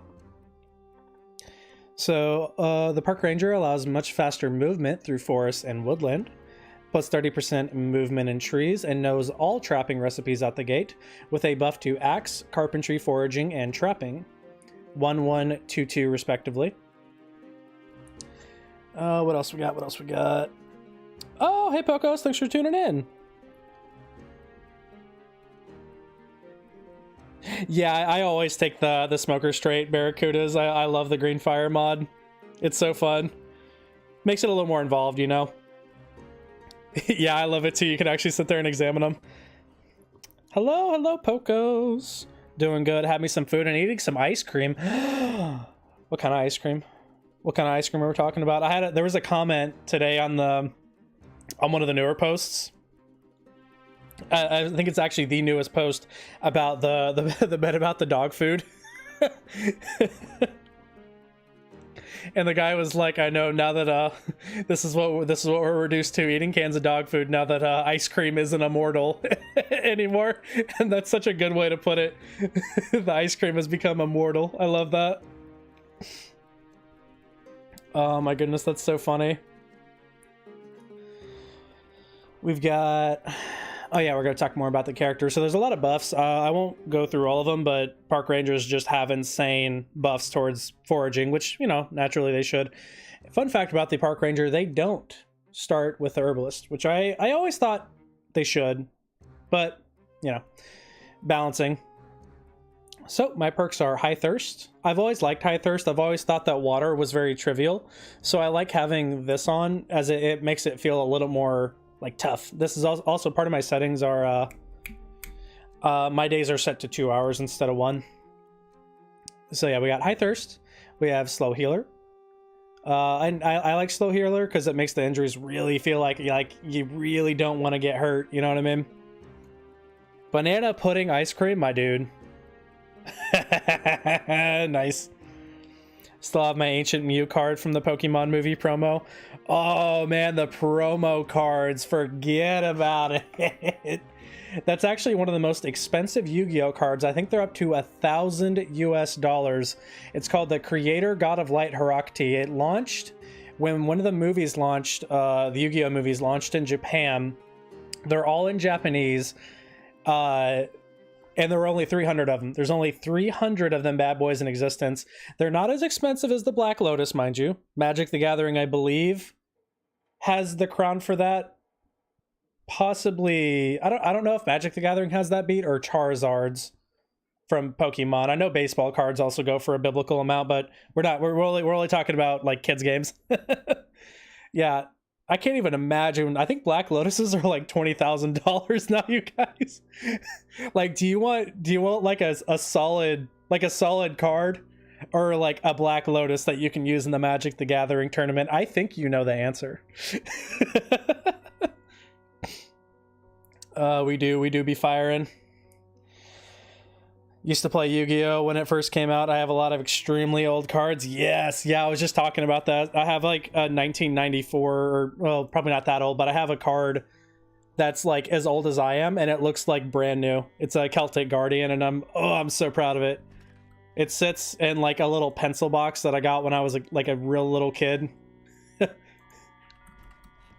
Y'all, I'm in my like late 20s now. And that Celtic Guardian is in better shape than I am. Oh shit. Oh, was the stream buffering a little bit there, Jack? Let's see here. Oh my gosh, I can't believe I sliced my hand open trying to get my electrical up. We'll keep grinding though. I'm pretty sure I have enough watches for electrical 1. I've been trying to learn hot wiring for a minute. Y'all, I really got that Gen Z brain rot bad, man. I got it bad.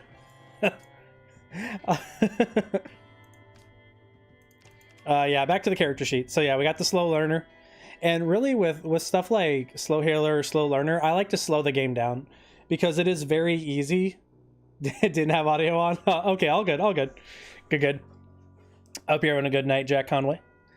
But yeah, with perks like slow learner and slow healer, I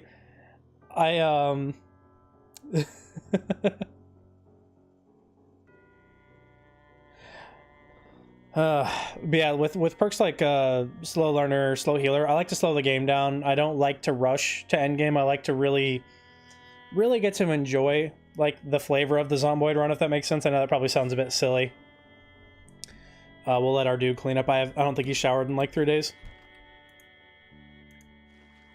Slow reader again for the same reason, just to keep the game slowed down. For me, it's really just kind of free points because that stuff I'm gonna take no matter what, you know. Hello, Maluritic. Oh, daddy, yeah. Skitaro David, welcome. How you doing? Cat eyes and dexterous just for kind of quality of life stuff, because when you do increase your game time, actions do take longer. I did actually try to play where 1 Zomboid hour was 1 real life hour, and it takes so goddamn long to do anything, you guys. It's kind of ridiculous. FPS issues. So are you saying there's FPS issues with the stream or with the game? Because if it's with the game, I have some bad news. I cannot do anything about that, sadly.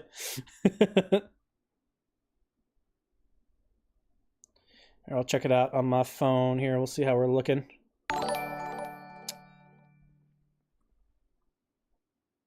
Single player, just speed, game on up. Exactly, yeah. Hello, Ayamari. How are you doing? Let's see. Oh, no. Okay, so yeah, you're talking about the actual game. Gotcha.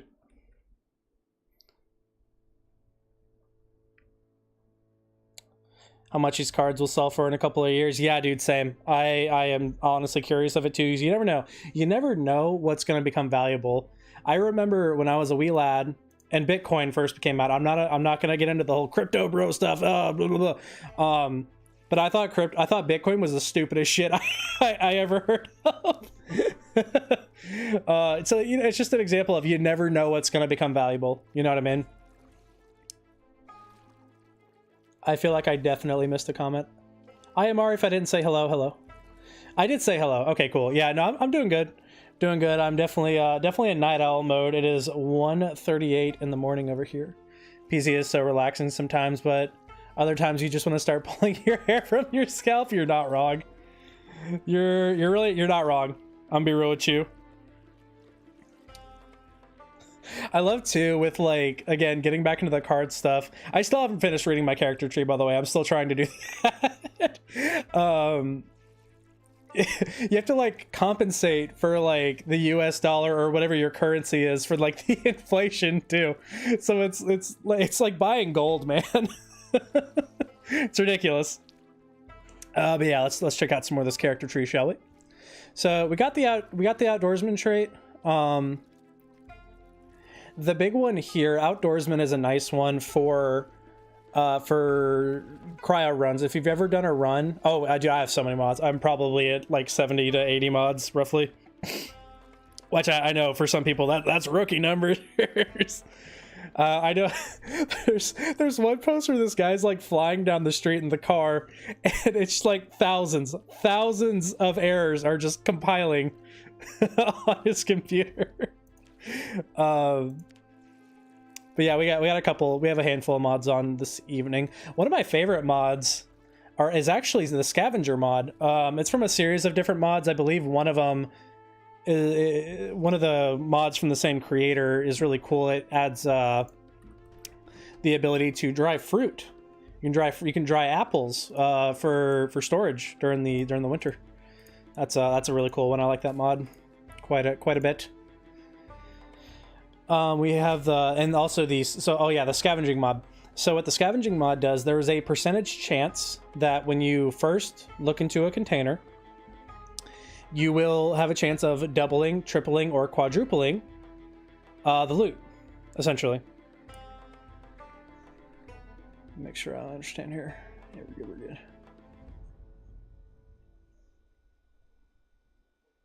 And as it like levels up more and more, the percentage chance gets higher. I think at level 10. Where is that bad boy? Yeah, scavenging. I'm currently at scavenging level 2 at the moment. And that's actually one of my perks that scales from that mod called Lucky and the Scavenger perk, which both boost those odds of finding double loot. Scavenger is scrap weapons. Yeah, buddy. I'm a scrap warrior, baby. That's a nice perk to take also because you do get the 75% boost to your metalworking. There's enough variety on amounts of loot. Yeah. That makes sense, especially on the servers. The issue with running scavenger on servers, because we did for a while, is you actually, so when you get a hit, as I like to call them, when you get a hit on a scavenger event, when you're opening the container, you when you pick it up on the server and put it in your inventory, it deletes the items that were doubled. So the way to like get around that is you have to like put them on the floor and then you can pick them up. So you got to be careful with that. There's a couple items too from the mods. I know the fruit drying mod does that as well on servers. I don't know if it ever got patched. Pancakes would do it too. So like say you cooked pancakes in your oven and you pulled them out and then you logged out, logged back in, there would be more pancakes. Which, it is fixable. You just have to pick up the container and put it back down, right? Easy. It's not easy when the house you live in has a built-in fireplace. So that house is just permanently cursed with pancakes. Also, another fun fact about pancakes, when you cook them, they can't burn. Infinite pancakes, exactly. Yeah, no, yeah. Go find a Project Zomboid server. Go out and troll them. Oh my goodness, I had a Twitch notification earlier and I did not see it. Steampunk Rabbit, welcome. Thank you for the follow, friend. I am so late on that.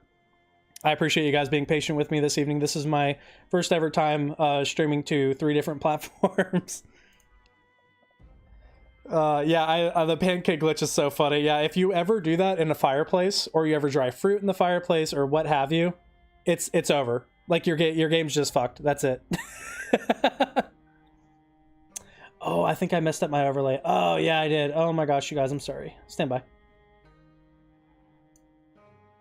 Or did I? No, it looks okay. Never mind. I'm tripping.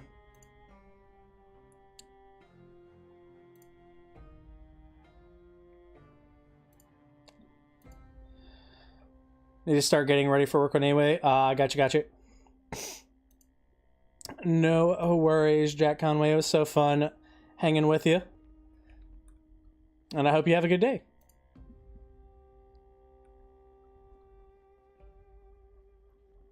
I forgot that I had made my Instagram chat browser really small. And I was like, oh no, I accidentally dragged my overlay over at some point. And no, it's just the window size. It's the window size. I figured it out. Yeah, thank you so much, Shag. You're such a treat. Let's see, we can drop off all of our other goodies. I don't remember which one this mod's from. Hanabi cereal. Ah, Hanabi Foods are great. A classic mod. You got an exam? What kind of exam you got? Are you in what's your poison? What's your education there? If you don't mind me asking. If that's too personal, I completely understand.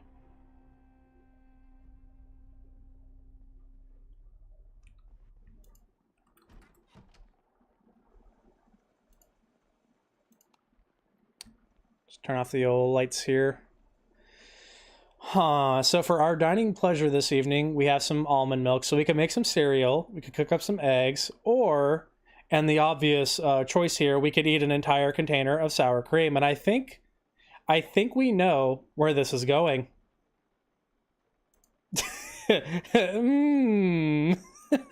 Finally, some good food. Thank you for the reverb fart. I appreciate you. So, quick question, guys. Could you guys over on Instagram hear the fart? Because that's from Sound Alerts. Those are little channel redemptions that you can do over on Twitch. Oh, excuse me. I drank that. I drank too much soda today. I'm very boppy. 12 grades and you're an 8th. Gotcha. Okay.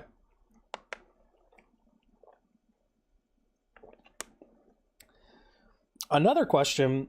How long have you been playing Project Zomboid for? The best game in the entire world. Oh, yeah, we still haven't finished my character tree, by the way. You walk in that door. Oh, no. On your 2 legs, all fat and cocky, and looking at me in my chair, and you tell me it's all in my head? I hope that both of you have sons. Handsome, beautiful, articulate sons who are talented and star athletes, and they have their legs taken away. I mean, I pray you know that pain and that hurt. Don't you put that evil on me, Ricky Bobby. Don't you put that on us. I love my sound alerts. They're so good. 400-ish hours. Nice. So you've been playing for a minute. Sweet. I think my longest run wasn't... I haven't really gotten any super duper long runs on build 41. I think the longest I ever went was something like 3 or 4 months. It wasn't like... It was long, but it wasn't like too crazy. Because, you know, after a certain point, you just kind of fall into some monotony. You're like, oh, it's a little rainy. Oh, it's a little foggy today. I'm just going to sit in my base and watch the plants grow. That's it. We're just going to chill. Still haven't finished my character tree. But my longest run, I actually did make it to a year once in build 40. And I was telling my roommate at the time, I was telling him I wanted to see if I could get to a year on that playthrough or if 41 dropped first. And I definitely made it to a year before 41 dropped. Yeah, so more about Millard Clark. So we have the Lucky and the Scavengers perk, which kind of scale off of each other. Lucky also gives you a chance of finding rare loot, so you might find an antique oven or a sledgehammer. I have a higher chance of that. And I believe that's actually a base game thing as well. Scrap Warrior gives you some knowledge of basic scrap weapons. Simple stuff like bind scissors to pipe. Trying to get a 0 to hero from Louisville. Oh, so when you say 0, are you talking like no skills whatsoever and your guy's naked, or like what are we talking here? Starting naked on a cryo run is so much fun. Oh, I love it. We have Amateur Mechanic, just because I do want to play more with the armored cars. I feel like I always get bored or burnt out with the runs because of how long it takes to train mechanics. I've even got mods to automate the process of training as well. I do have Brawler. My primary weapons are axes and long blunts as well. Keen Hearing. It's not actually just audio Naked Zero skill. Oh, that sounds fun. Do that in the back rooms. Do that on the backrooms map. That'd be sick, dude. But yeah, Keen Hearing, I think what a lot of people don't know about Keen Hearing is it's not just you can hear a little further away. It's not just the audio cue. You can see them behind you. You can actually see the zombies come up behind you sooner than without Keen Hearing, which is just kind of a little fun fact about that perk. Organized, again, another quality of life thing. Thick-skinned, perks like this I was able to get based off of like taking a perk like obesity, right? So that's kind of where that one fitted in. I was like, I got the points for it, I'm taking it. Stout is one that I earned. We started off very, very, very weak. And we're actually not too bad physically. We have a long way to go, but we're not too bad. I actually started with Cowardly because I run the desensitized mod. It's called Earn It. Arms are strong as a stick. Oh, yeah. And your legs are made of spaghetti noodles. Excuse me.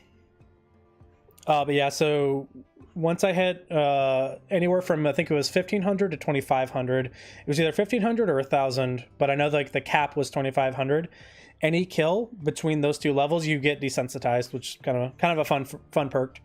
We're overweight just because we have been losing weight since the start of the apocalypse, and yeah, that's Millard Clark. I like to do my characters. I just hit random 5 times. Whatever it gives me, that's what I'm taking. that kind of level of screw it, you know. I do actually have some pretty heavy duty armor. I might honestly start wearing some of it. I managed to find, I have the swap mod on as well. That was, dude, the swap mod was like one of the first big mods that came out for 41. I remember that one came out early when the mod launched. Neck armor, shoulder pads, that's what we're looking for. Yeah. Get a little more armored here, because now I can actually have the strength to wear some better body armor. Better body armor, man. That's some good alliteration right there. Now, Zero to Hero's fun. Another game you might like if you like games like this, the Explorer base builder, is Kenshi. Kenshi is another top-down one. You don't actually physically do any of the fighting yourself, but all your characters have soft skills that you level up similar to Kenshi. You level up by doing. And it's made by Lo-Fi Studios.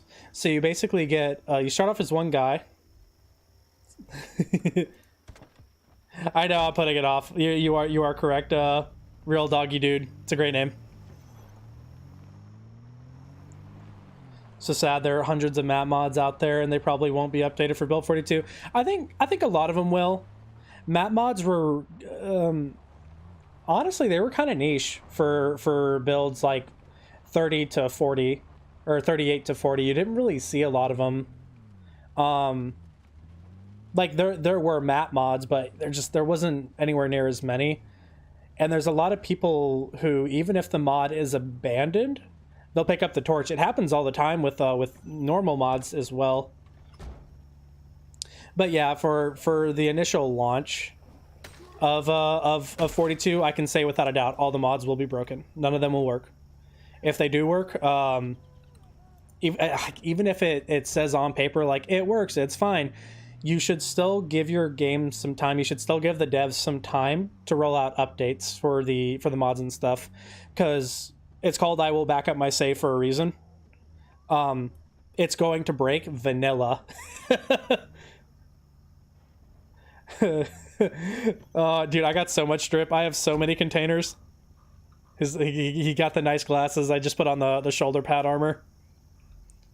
I don't remember what I think this clothing mod's a couple of different things. We got the standard police vest, some various containers from certain mods, the swap pack leg pouch, the Brita's armor Smersh vest, as well as the Brita armor C420 Pepper, and just the generic large backpack. But I also have an upgrade mod that lets you put leather and denim and military grade backpacks.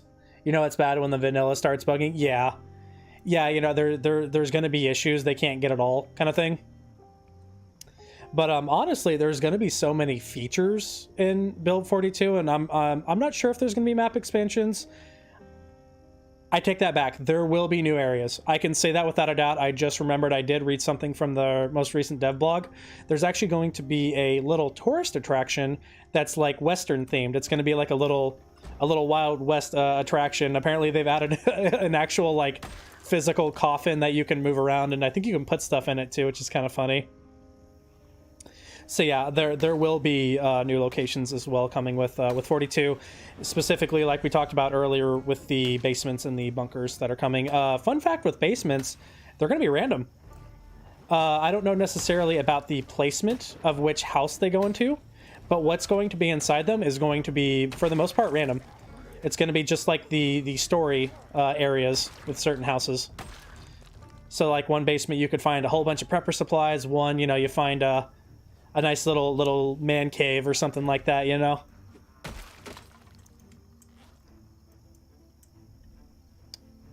If you're curious why I put broken stuff into zombies, it's so my game can run a bit better. Zomboid. There will be some expansions in the west of the map, yeah. I think there's going to be all kinds of little areas getting added, because that's the kind of stuff that, you know, it's not going to really cause many conflicts. The hard part is getting other moving parts, I think, to work in the game, because currently, really, the only moving parts necessarily in Project Zomboid are cars, zombies, and you. And, you know, other players if you're playing multiplayer. With the addition of more AI that, you know, isn't just a number, you know, like the dead rats. Because, I mean, you could make the excuse that, like, that was a living thing, you know. But, you know, it's just, you know, it's just a number and a sprite. It is going to get more complicated, and you know they're specifically animals like deer, they have a predetermined set of paths that they're going to use, like the wild animals, and if something scares them, they will absolutely deviate from that. They're not like you know, a roller coaster on a track or anything like that, but they do follow a somewhat predetermined path. Like they have habits, if that makes sense. Kind of a nice oversimplification. I know I was most hyped for the animals. I'm kind of more hyped about procedural generation in the basements, man. I'm really excited for, even though, you know, like the procedurally generated stuff, it's in its infancy. It's in the very beginnings of it. I think it's still gonna be really fun. Someone's asking for advice in the YouTube Oh chat. my gosh! Wait, in YouTube chat? Yeah. Shit, I don't have enough screens. That's what I'm saying. I know. I've sat my Twitch chat broke on my my Streamlabs because my phone was going to be the YouTube. My second browser was going to be Instagram, and my Streamlabs. YouTube's been working on my on your PC. Pongo. No, on my PC. On your PC. There you go. Who was it? Here, you can. I need to go potty. Oh, thank you. I appreciate you there. Hello, Contact. How you doing this evening? I've been playing this game for a while now, but after week 1, the zombie apocalypse, the zombies increase so much that I end up dying every single time. Any tips?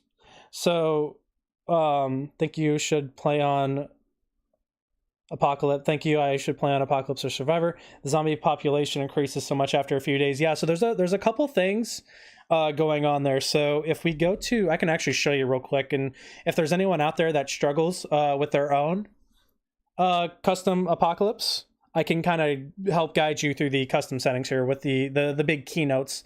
Specifically, yeah, burn them to death. Fire's fun, man. Fire's good. Fire go burr.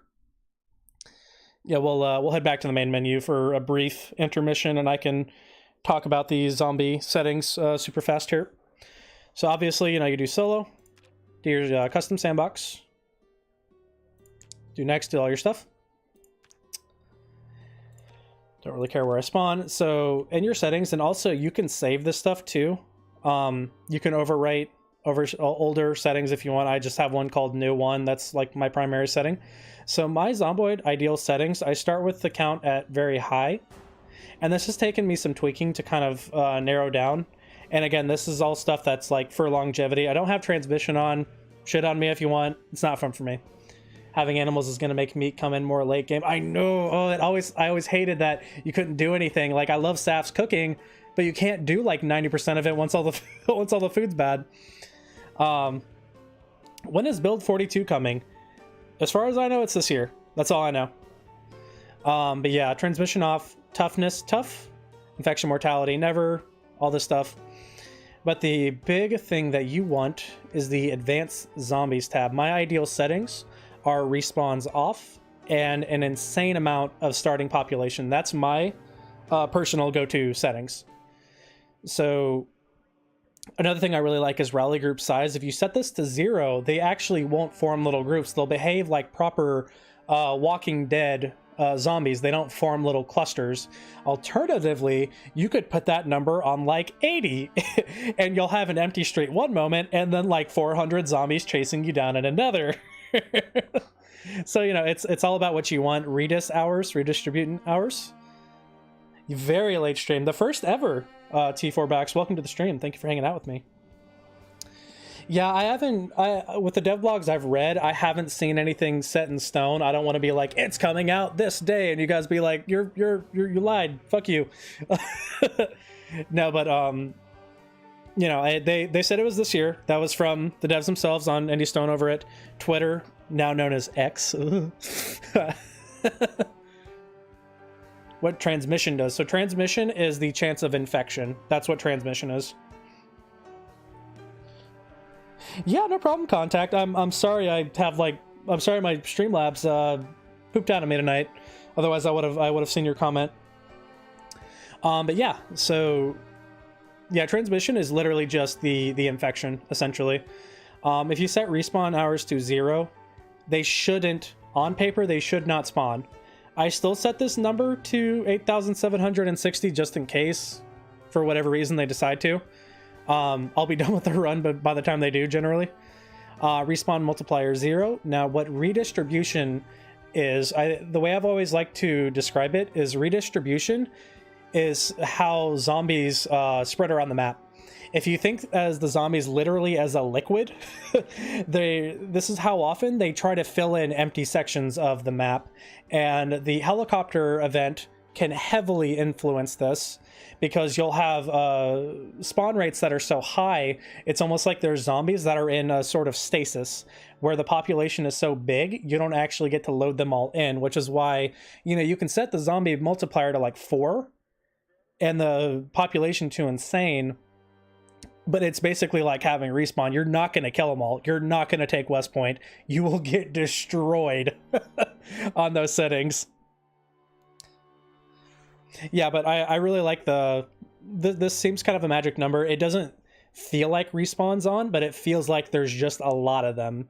And with what I said earlier about the helicopter event, it's going to very, very heavily impact this, because it's going to pull them from urban environments and then stick them in rural environments. They're going to be like, oh, well, now the urban environment's been basically filled because of how high the population multiplier is.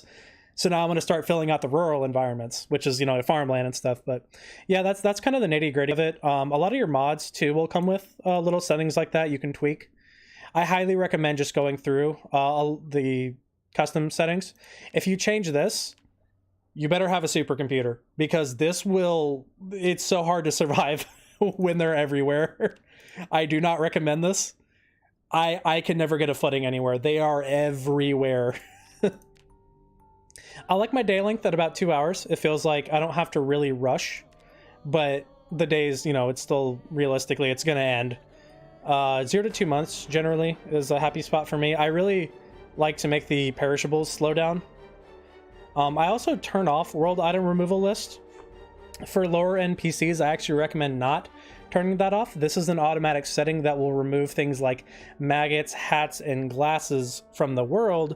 But if you want to decorate and have a little collection of hats, they will get deleted after 24 in-game hours. So that's just something to keep in mind. And yeah, I like to turn down farming again. This is another thing I talked about with slowing the game down. I like to set the farming speed to low, the abundance to be very poor, the nature's abundance to be poor. But I also like, you know, I don't want to have to baby the plant. I don't want to, you know, half the crop to die because of one little bit of mildew.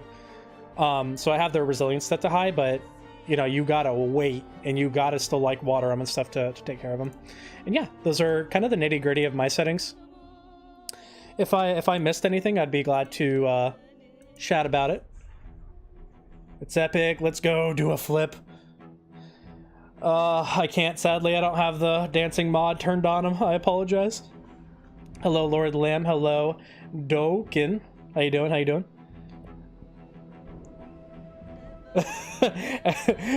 You masochist, one of those farm settings. I like it. I like that farming, you really got to put the work in. You know what I mean? And that's one thing I had mentioned earlier was I want the game to drag on as long as possible. I don't want to get too comfy. I don't want to get too bored. Even if I have all the ammo in the world, I want to get my shit pushed in still. Dead, unalive even. Fair. Yeah, exactly. You get it. Click the alarm clocks, turn them off the next day. Tend to move the zombies around in towns by placing alarm clocks. I've always thought about doing that, or doing it with radios. I've always thought that would be really funny. I tried it with digital watches. It's weird though. I don't know if this is a me bug or if there's something else going on here. I tried to do it with digital watches all over the ground to try to like pull them in a specific direction. So I'd set one to like an hour, and then another to an hour, and then another to an hour. Totally get. Yeah. It all makes sense. Even my perks. So like I was saying earlier, I got slow healer, slow reader, and I think there was one more. Yeah, slow reader, slow learner, and slow healer. Just because I like to slow things down. Oh shit! I forgot where I logged out. Oh. Scratch. That's fine. That was funny. I cannot believe, dude, that's such a rookie mistake. I cannot believe I did that. That's so funny. Drugs. Bro, that's me in Helldivers right now. Anytime I get in even just a slight bit of trouble, I'm just like, stims. Give me all the stims. Like grabbing guns and then just go kill everything else. Yeah, you know, we all have a hoarder inside of us. No, we don't.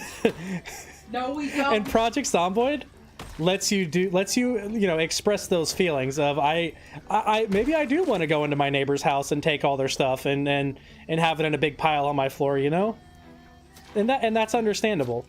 Is it? But you can do it in Zomboid where it's safe and you know you won't go to prison. Oh, if they got the chest. No, my body armor. Oh. This is a sad day. This is a very sad day for my chest. We do, Tori. What? Vectron, oh my god, you're crazy. Do y'all really hoard like that? Yes, we do. That's also why we like Bethesda games too, you know? Because you can take everything. And I think that's part of why 76 wasn't as well received as I think they were hoping. Because they put a hard cap on the amount of stuff you can have in 76. Same with Elder Scrolls Online, but that's not really like a proper Bethesda game. It's just an MMO at this point. You need to put in your your Phasmo video where we steal everything. If Vectron likes all the stealing. Oh my gosh, yeah. So I have a YouTube channel. It's Forsaken Fritos. Feel free to go check me out on YouTube. I don't know how well links work on Instagram Live. I'll still drop one just in case. I did a video on Phasmophobia. If you're unfamiliar with Phasmophobia, the game is about hunting ghosts. It's identifying.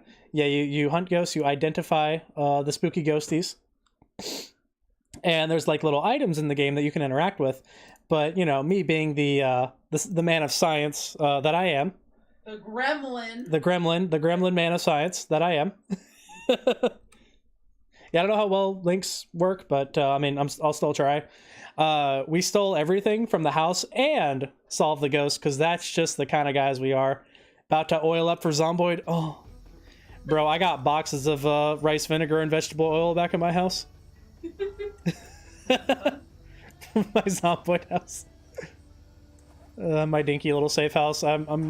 They're really bearing down on me here. We'll get some more weapons put up at the moment. Huh. Man, that's the end of an era right there, though, guys. That was in 24 days. That was my first ever bulletproof vest, and it's toast. It's gone until I get a VR. Oh my dude, I can barely play it as is.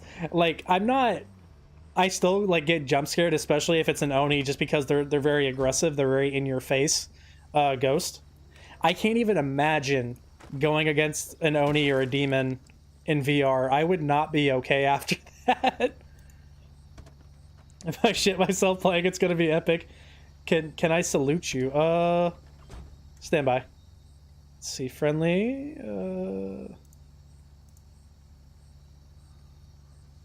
I know it's in here somewhere. There you go, buddy. Just for you. Cute.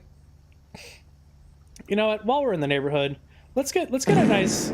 Thank you for the reverb fart, Vectron. Appreciate you. He's like, notice me. I'm a pack rat. I take everything I deem worthy. Damn straight. Oh my god. Let's get a round of applause for such a wonderful stream. Yeah, this is a great pat on the back for me, I think.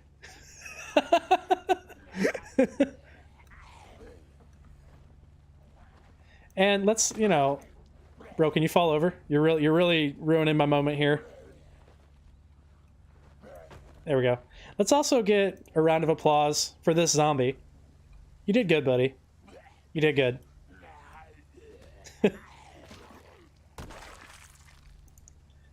Yeah, he did want a hug. Also, hello, Dead Ludo. I hope you're having a good evening. Alright.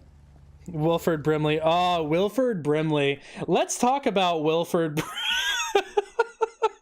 Wilford Brimley. So this is another video.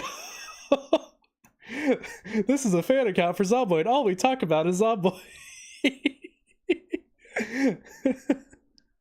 So I made this edit. It was the middle of the night. I was working on a different video. It was called Diabetes Wants to Talk to You about Wilford Brimley. Let me get it pulled up here. Good morning. I'm Diabetes, and I'd like to talk. Good morning. I'm Diabetes, and I'd like to talk to you for a few minutes about Wilford Brimley. Actually, about Wilford Brimley and how it's affected me in my life. And I've eaten ice cream and apple pie, and I've done things I shouldn't do. I was scared. Man doesn't like to admit he was scared, but I truly was. I wasn't afraid to die. What I was afraid of was Wilford Brimley. I went to see a doctor. One of the things I've learned to do is laugh at people who love me. You know, having type 2 adult onset Wilford Brimley, not the worst thing in the world, you know. People do learn to live with this. There's a line in a song, forget your troubles, come on, get ice cream and apple pie. I was very, very fortunate. This was edited? To be Diabetes, and myself and my best friend and partner, ice cream and apple pie, have over the years been able to help produce commercials or ads or endorsements, whatever the name you want to give them. And in doing so, we've put out some information that's invaluable to Wilford Brimley. I like to say we will help you go where we have been. Having a blast. There are so many new ways for you to treat your Wilford Brimley. Have a good day. That was such a perfectly timed Taco Bell. Holy shit. My poor ears. Anyways, if you like that video and you want to see more stupid shit like that, Forsaken Fritos is my YouTube handle. Thank you for going on that adventure with me, gang. Oh, and I gotta read Twitch here. I gotta hydrate. I ain't got no water. Hey, Victoria. Can I have some water? It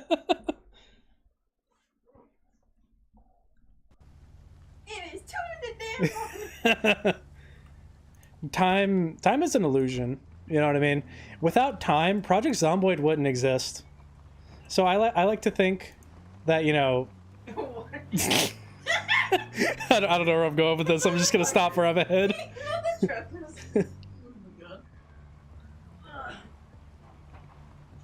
Since I've discovered I can get games for free, I have been very happy. Hell yeah, dude. You've been using the Epic Game Store or something like that? Water. Thank you very much. What are you waiting for? Thank you, Matt. Thank you for the pun.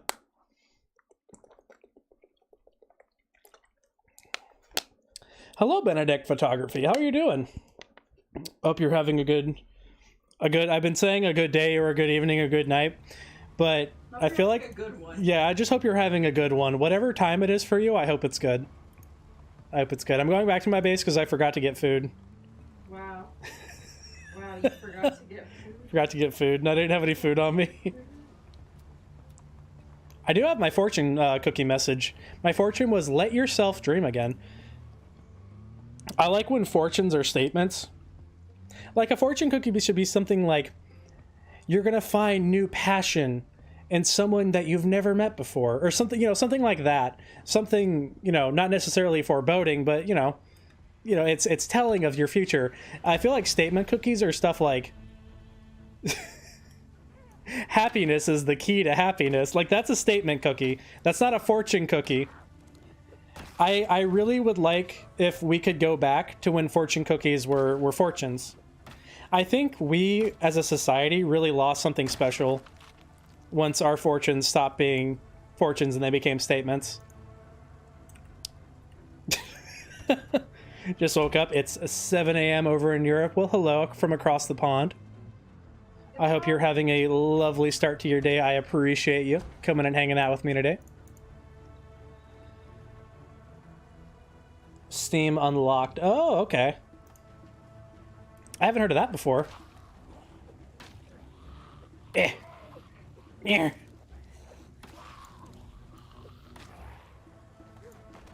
Short blunt. The pinnacle of reliability. And just, my god, can you not kill anything efficiently with it? Speaking of blunt, I need to go back to the base and get me a new baseball bat.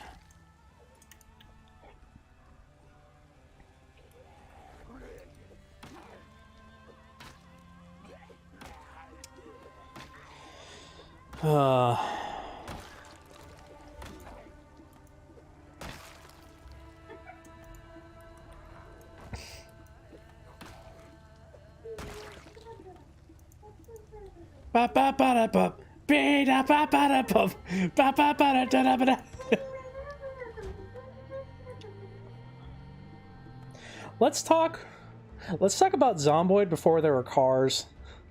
That was a time, you guys. Ever used Tetris inventory mod? I want to, but I'm worried. I have a lot of inventory stuff, and I'm not sure how it would fit, if that makes sense. But I do want to try it. I really want to try the extraction mode as well. I think that would be a lot of fun for me. I really like Escape from Tarkov. I don't really play official Tarkov anymore, but I play the single player modded version as well as the co-op modded version called Stay in Tarkov. And boy, oh boy, do the devs hate that exists. Not the Zomboid devs, the BattleButt games devs. Tries to give you malware through ads and try to trick you into downloading viruses, but if you don't fall into the trickery and you install the game and run it, the security system will be like, fine. Some games you got to turn off the firewall since it eats DLL. Yeah, I remember, and let me preface this here. I don't generally cheat in multiplayer games. The only multiplayer game I've ever shamelessly cheated in was GTA Online. And I will never apologize for that, because that game deserves to be cheated in. And it was never to grief. I just wanted to, it was never to grief. When it was used to grief, it was to grief my friends. So we'd be driving around.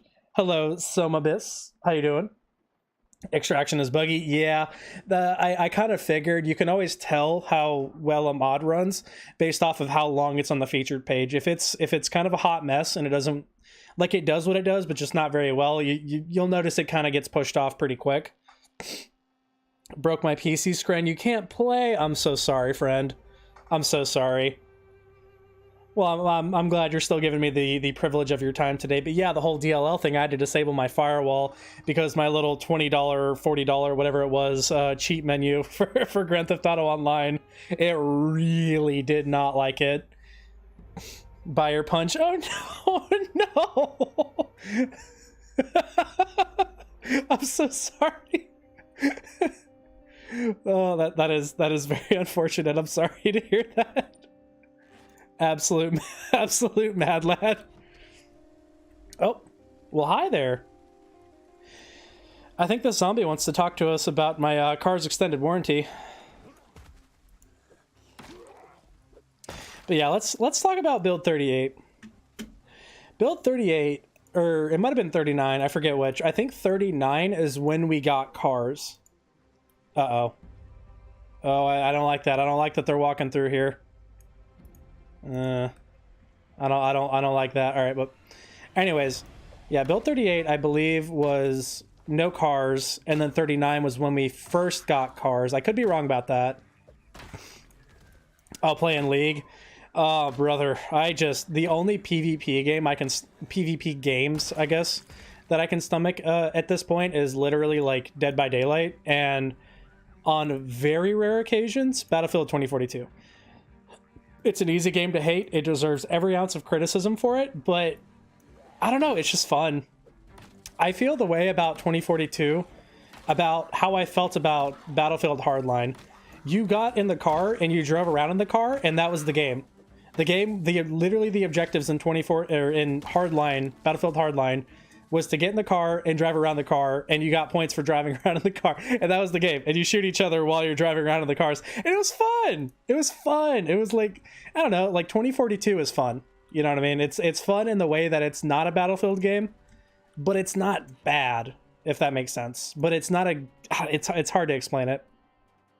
Anyways, yeah, it was one of the older builds before 40 where there were no vehicles, and you could still spawn in West Point, you know, or Muldra, Riverside, wherever your poison was, but you had to walk. You had to walk between cities. And I don't know when the walk to F2 feature was added, where you could speed up time, or sorry, shit, hold on. The walk to F4 trick was added. But if it wasn't back then, like you were basically just in the city where you started. And yeah, dude, Zomboid was an experience. I lost my sunglasses and I'm really sad about it. Got to get some studying. I hope you stream. Oh yeah, absolutely, absolutely. It's been so much fun hanging out with you guys, talking about the zombie life. I have thoroughly enjoyed your guys' company. That's what I was gonna do. Baseball bat. Baseball bat. Oh, I don't think I have any Canifes. What am I missing?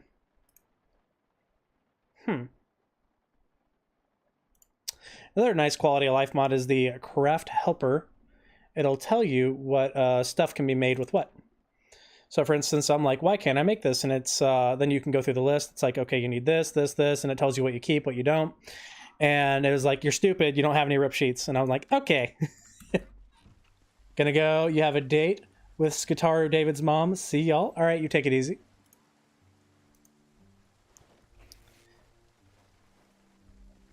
As Wilford Grimley says, have a nice day. Watch this from Twitch. Oh, well, thank you. I appreciate that. I look forward to seeing Jan over here. I'm having a really hard time keeping up with the Twitch chat. I'm so sorry. Ever play Payday 2? Strike me as a Payday player. I loved Payday 2. I played it a lot. My roommate cheated at it, and he carried me and got me just a ridiculous amount of stuff. And then he got banned, and I was like, well, he's not going to play it, so now I don't want to play. I don't want to play it now. I liked Payday 2, and I enjoyed the beta for Payday 3. Everyone's kind of ragging on it, though. So I'm kind of freaked out to buy it. I don't want to get it, and then like not only no one's playing it with me, but like no one just likes it, period. Let me see if I missed any older comments. I apologize. People who play GTA Online are so subhuman. Yeah, exactly. And like, so back to the griefing thing. Let's talk about that a little more. When I said I griefed on GTA Online, I wasn't griefing randoms. I was griefing my friends. So we'd be driving around. He's like, oh yeah, let's go do this mission. Let's go do this, that, and the other thing. And I'd be like, yeah, let's go do that. And then while we're driving along, we're, you know, tootly-totting, I'd be like, speed boost, and I would honk the horn, and the car would go flying at like, it would like break the sound barrier. And boy, oh boy, did my friend not like that. Oh man. So yeah, that's my subhuman. You're not wrong for that, Matt. Do you have any zombie book recommendations? I don't read as much as I should. I'm gonna be real with you about that. I wish I read more. I loved World War Z, the book. I liked the movie. I loved the book. The book is nothing like the movie. The book is like a collection of stories that are zombie themed. Yeah. World War Z is like one of my like go-tos. I absolutely loved it. Oh yeah, gotta get that cooking skill up, man. Gotta make me some bowls of cereal here. Let's make a bowl of Cheerios. Oh yeah. Oh yeah, you guys let me cook bowl of Wheaties. Let's do it. I'm Gordon Ramsay up in this bitch, you guys. I like that, making a bowl of Wheaties, just putting the cereal and the milk in the bowl. My guy's like, oh, I understand now how to make bread.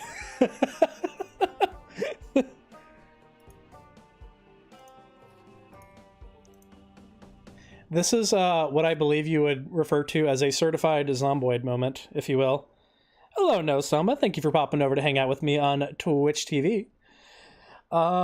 If anyone's curious about the little guys walking around at the bottom of my screen there, those are called Twitch avatars, or stream avatars technically, and you can interact with them. You can type commands. One of them is !avatar, and then you can type in the name of a Pokemon that you like.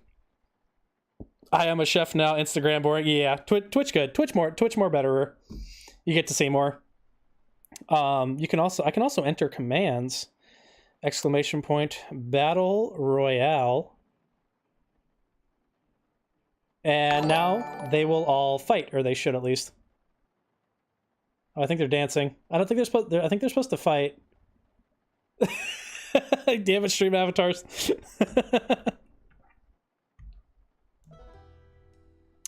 Oh, thank you for the Prime sub. I appreciate it. Thank you. Max Brooks is a good writer. His newest book is about Bigfoot, or Big Feet, attacking an eco village after a volcano cut off their way back to civilization. It was an okay read. Oh, I worked as private security guard at a hotel. We were called loss prevention officers. Anyways, glossing over that little fun tidbit of information. I had a lot of time on my hands because, you know, you'll be working sometimes up to like a 12-hour shift, and so I was like, I want to get back into reading again. I haven't read in forever, and I started reading the Max Brooks Zombie Survival Guide. I loved it. It was such a good read. I had so much fun reading that book. And again, I'm really not someone who likes to read very often, at least not like, you know, like a regular old book. But that was fun. I really enjoyed reading it. Highly recommend. Make him cook for me. I want to make burgers. I want to cook Victoria burgers, and I want them to be good. Watch a YouTube video. Okay, where were we? We were fighting zombies.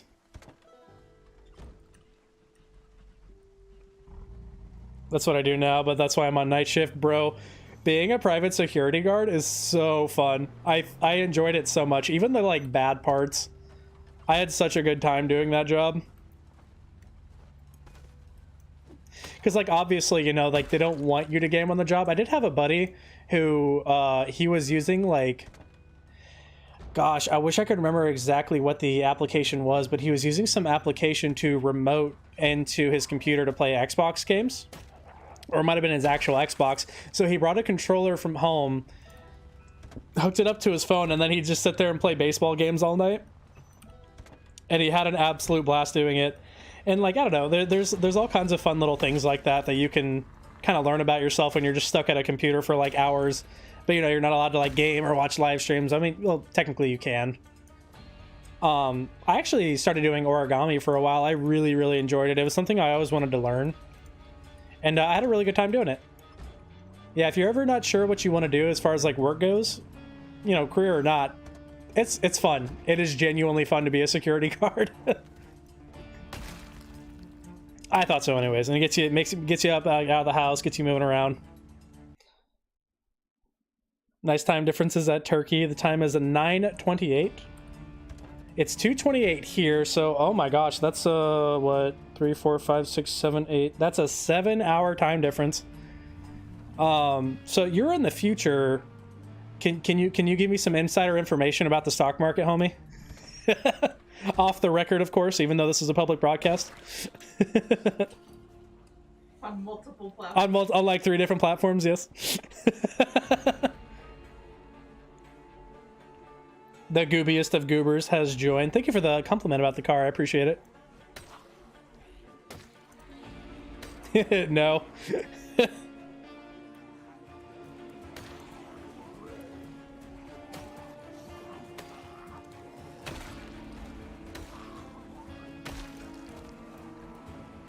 Ugh.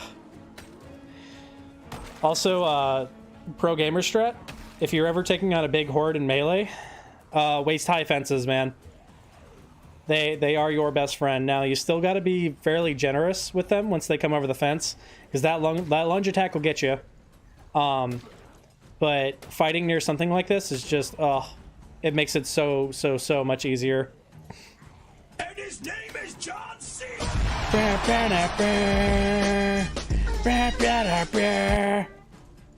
What song would you like to hear this evening, Matthew? Hold on, I'm missing so many things on Instagram here. Stand by.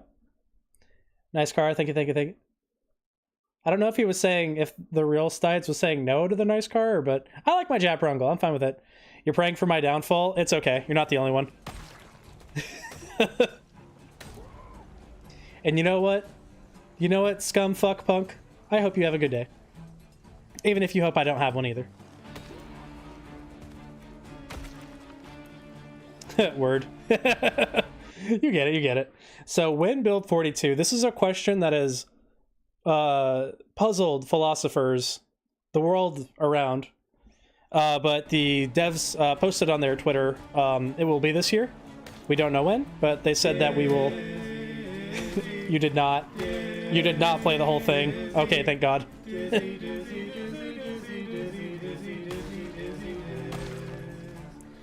Made the mistake of... Oh, you sent me the link. Oh no. So can you send that to me on Discord, Matt? My Streamlabs is fucked. I don't know why it's not working tonight. Watching Hereditary. Oh, dude, I hated Hereditary. Hella you're projecting the Zomboid.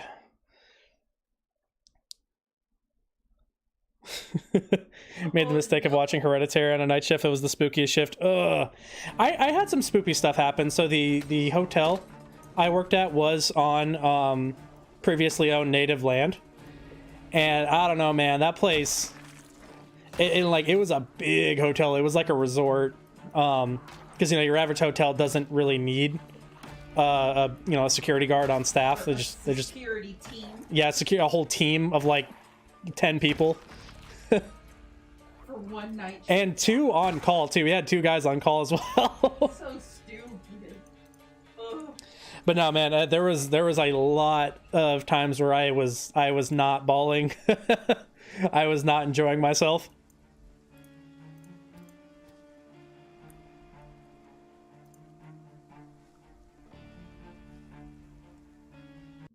Let's see here. What song we got? What the hell did you send me? I'm tired of this, Grandpa. I'm tired of this, Grandpa. That's too damn bad. Thank you, Matt. That was great. I was expecting like a whole ass song, and then that was it. That was fucking incredible. Thank you. Thank you very much.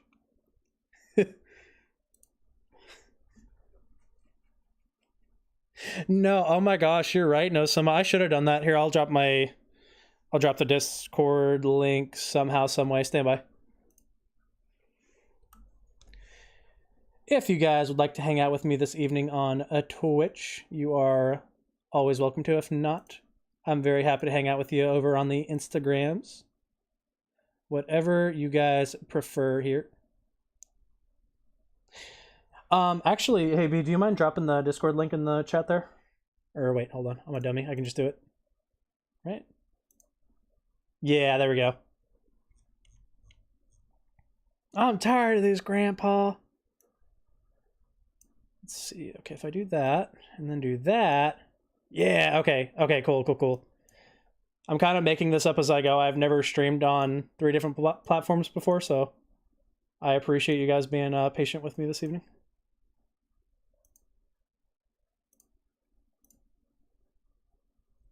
I do have a command for YouTube, though, I will say. I do have a command for that.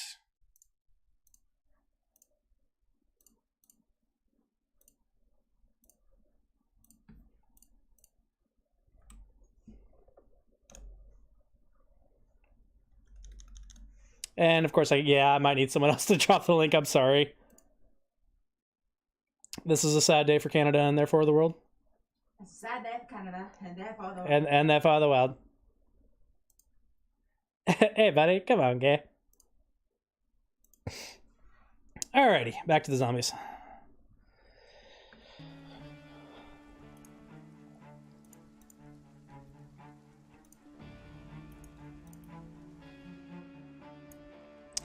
Yeah, looks like we got some redistribution. I had a helicopter event about 3 or 4-ish days ago, roughly. I'm tired of this, Grandpa. God damn it.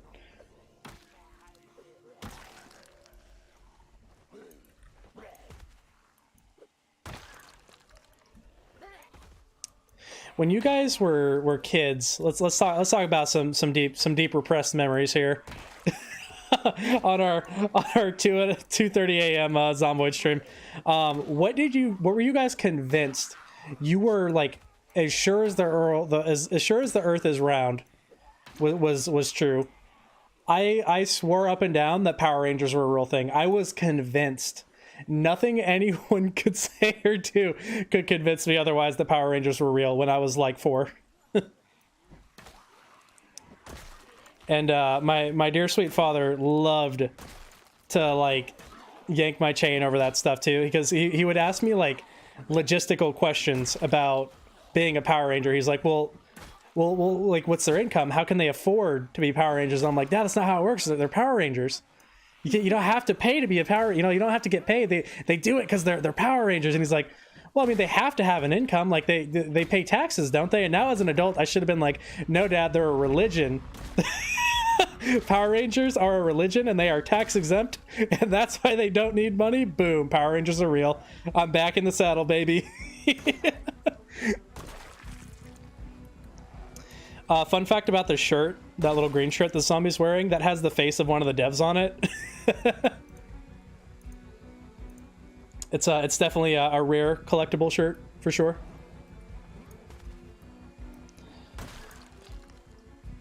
Oh, I love this knife. So yeah, I guess their Rambo is literally just from Arsenal 26. It always puzzled me that Britas needs Arsenal fighter to like work. I guess it was just built on like the back of it or something.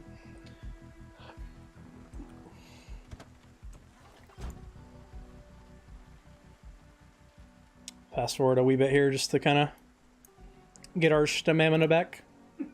Oh, man.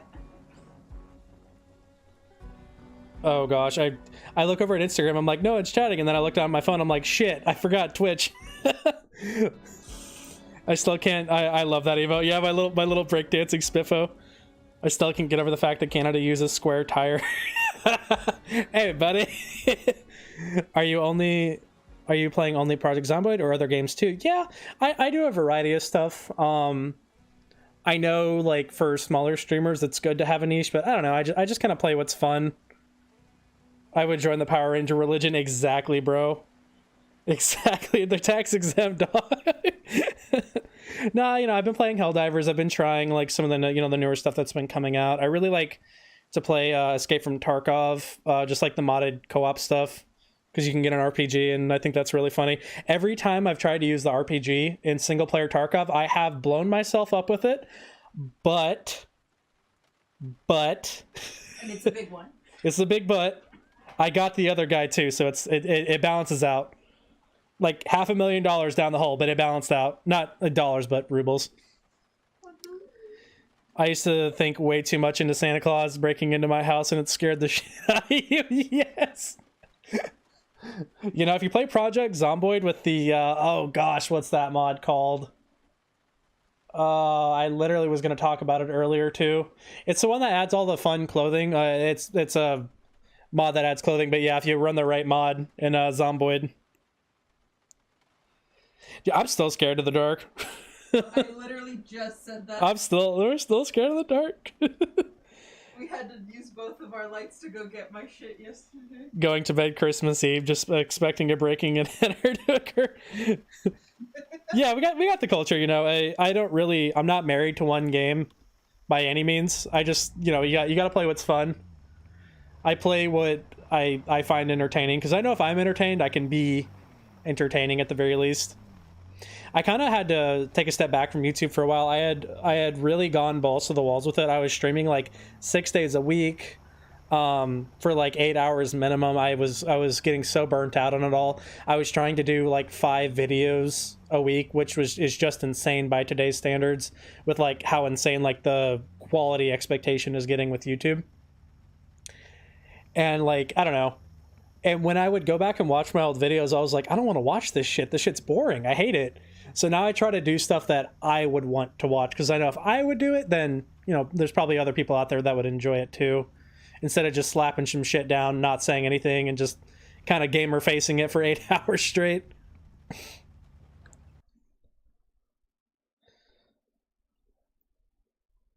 Yeah, I think we're all still scared of the dark. That's okay. There was a book you read growing up called There's a Nightmare on My Closet, and to this day I can't sleep with my back to the closet. Oh no. Oh no, that's terrible. I played the mod that let the zombies open doors and added one that would let the... Oh, the whispers? Yeah. Yeah. I've seen that one before. That one looks super creepy. Because they'll like mumble stuff, and sometimes they'll be like, help. Or something like... I remember I saw a screenshot one time that was like, please don't kill me. Like, dude, some of them are dark. Some of them are scary. Oh, I love fighting over a road and losing. It's massive, huge, large. Hello, Instagram. Hello, if you're joining. I hope you're having a wonderful evening, night start to your day. I hope the period of time you're experiencing is pleasant and that you're doing well. Shout out to all my lurkers. All the PZ lovers out there.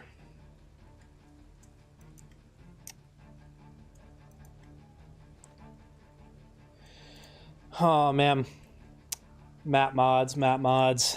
There's a really cool map mod out there. I talked about it a little bit earlier. The Backrooms map. There's 2 of them. There's one that just kind of gives you a little snippet of some of the more popular, more known Backrooms areas. But then there's one that's just level 0, and that map mod is insane. It is so much fun to play on, especially if you play as a group.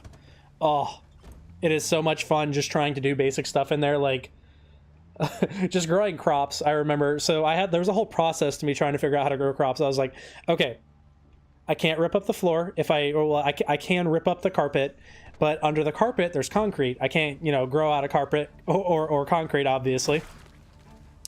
And I was like, okay, I need to figure out a way that I can get a medium that I can grow crops out of.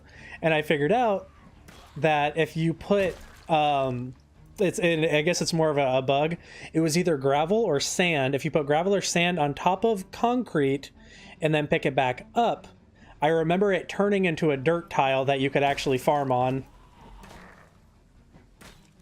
I can't actually remember, though, if you can farm in those 2 substances. I think you might be able to, actually.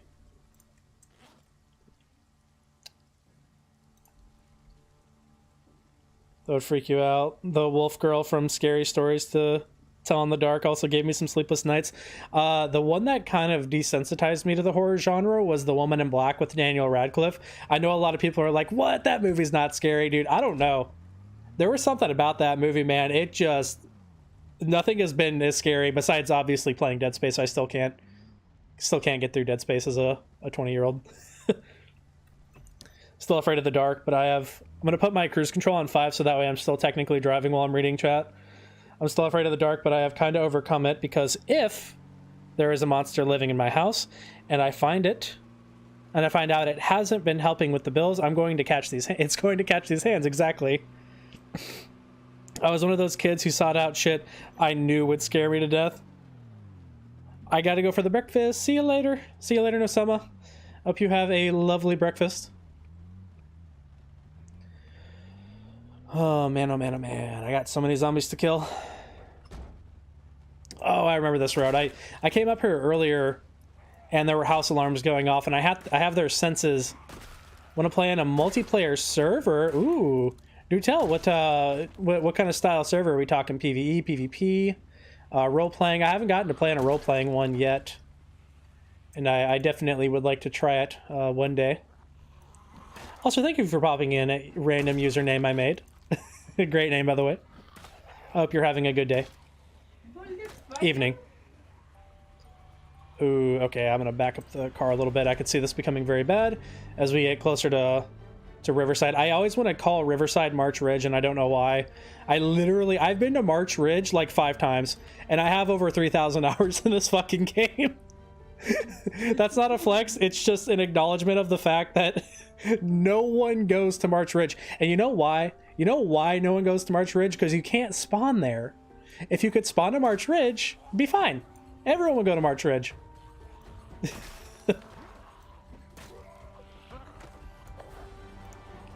Goldifier, hi Goldfire. Goldfire, we're I'm live over on Instagram. It's the first time on the little Zomboid account I told you about. That's one thing I mentioned earlier with Keen Hearing. We were able to see her behind me so quick, which is why I'm comfortable not having to like look back every few seconds to see if zombies are coming, because I get like a calendar year's worth of warning when they're sneaking up on me there.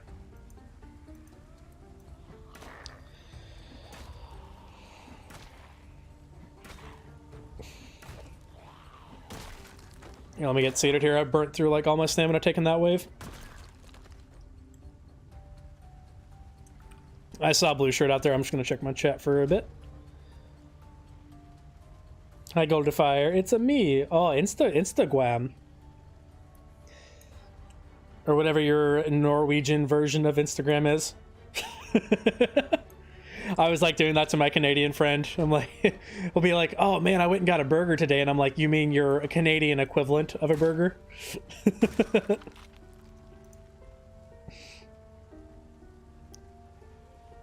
Let's just say the vibes are immaculate, and I hope... One sec, I'm scrolling through all the bodies. Hope the multi-stream is treating you well. You deserve all the views because you're a genuinely entertaining and cool person. Thank you, Matthew. Oh, it's Seaman, it's Goldfire. Hello, Irma to Special. How you doing? How you doing?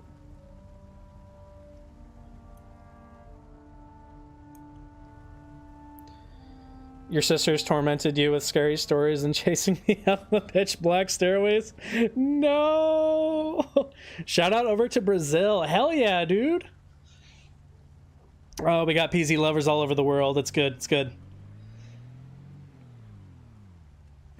I got a buddy all the way down in Peru that I've played Project Zomboid with before.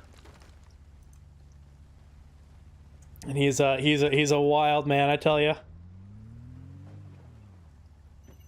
So the Insta, sorry, I'm kind of improvising a little bit here. My Streamlabs has been stuck on connecting to chat for however long I've been for over 2 hours now.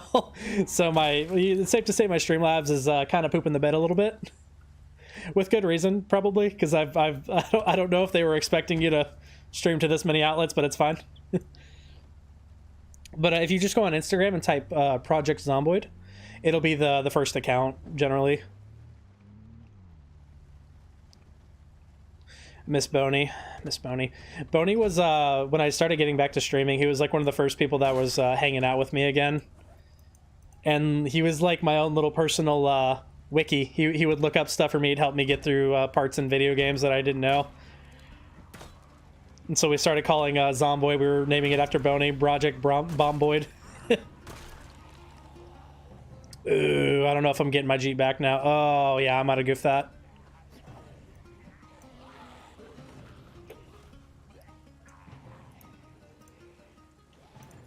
It's definitely paintball gun time.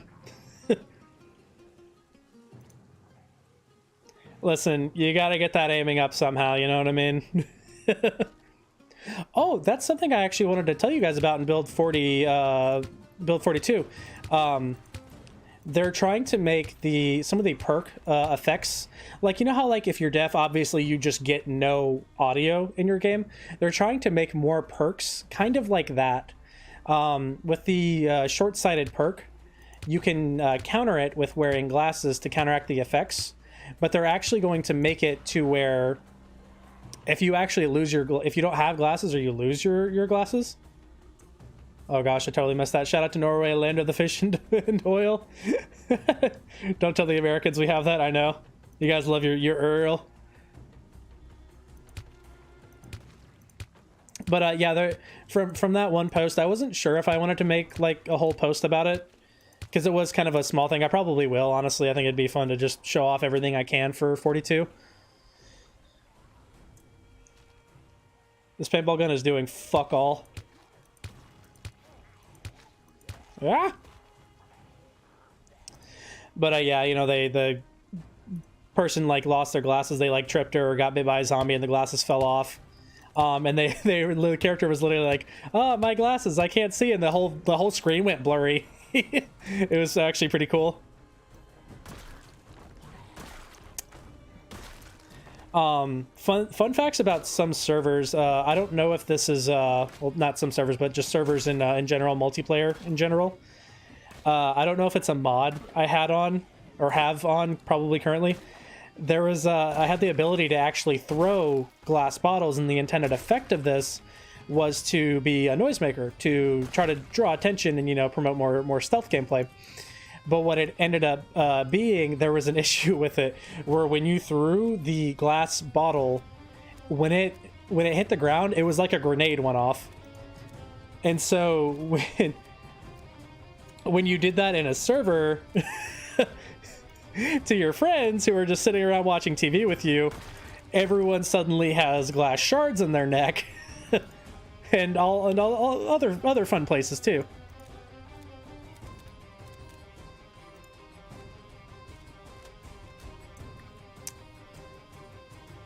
The same thing can actually happen as well with oh gosh, what was the thing called? Memes. To bro, all the Zomboid memes.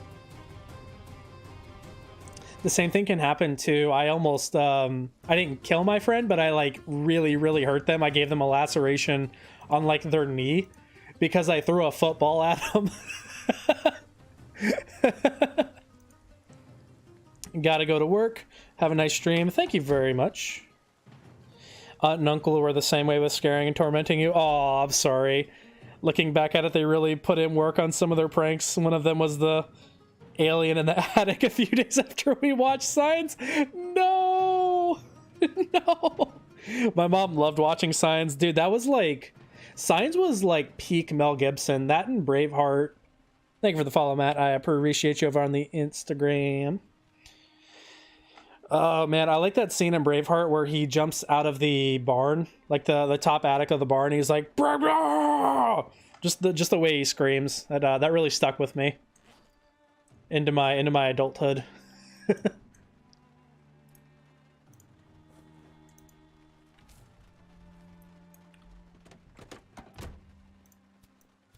Yeah, Science. I liked Science though. I thought it was a really well done film. That was like peak Shimalamalama.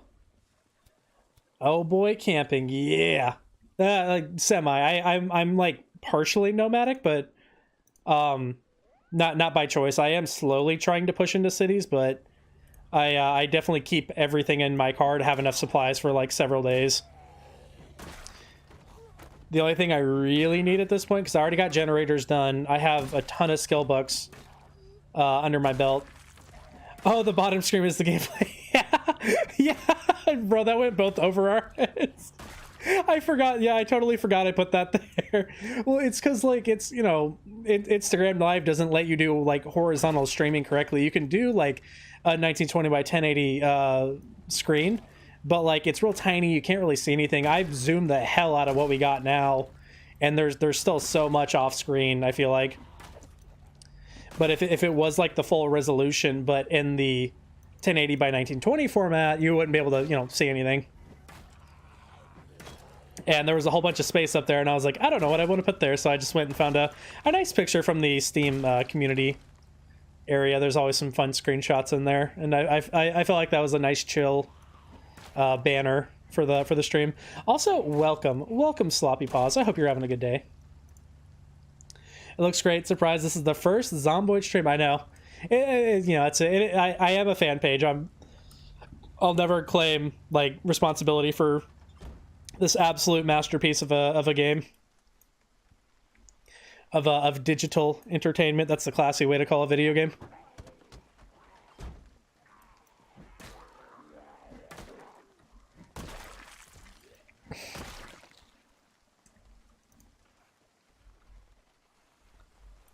Oh, it's blapping time. It's blapping time. Oh, man. Remember Avatar 2? Me neither. I don't know, like Avatar, not the Airbender, not that. I think I really enjoyed that show. I never saw the movie. Cannot wait for livestock, cows, chickens, and bears. Oh, dude, same. The first post I ever did for like the animal stuffies was actually just a mock-up of like the idle animation that they had for deer, and now we have like full videos of them like doing stuff and like kind of tech breakdowns of how they'll behave, which I'm very, very excited for as well. You know, livestock is gonna be pretty sweet. They're all packed in real tight. I don't like this. I hate fighting from like a downwards angle too, because you really have a hard time telling how close they get. But we do have spiked baseball bat. We do have that going for us.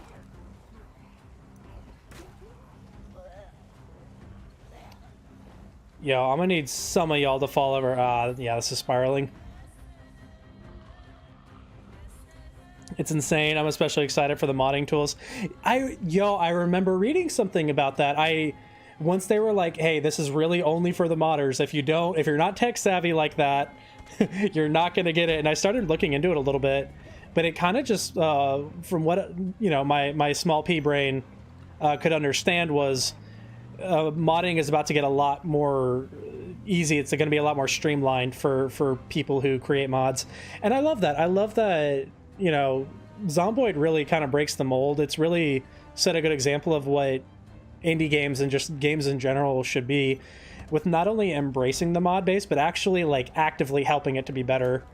I don't know if you guys ever played with any Eris minimap mods before we actually got the proper minimap, but they were hired by them. They were hired to actually create this, and same with Soul Filter.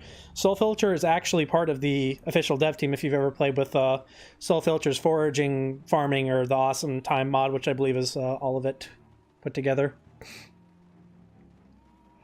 And I love that. I love that Indie Stone embraces that. I think it's really good, and I think it's really healthy from like a community perspective.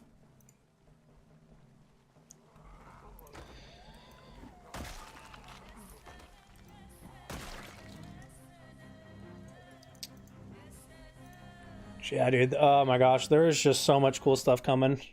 Just chatty. I need some water. Oh my god, I forgot about Twitch chat. I'm the worst. Oh, I'm the worst. Oh my god. I don't know if you know the Christmas movie where the kid uses a harmonica to reincarnate his dad as a snowman. I have never once heard of that. Is this a Breaking Bad reference? Oh, did I just level up? Wait. Because I have the Better Call Saul.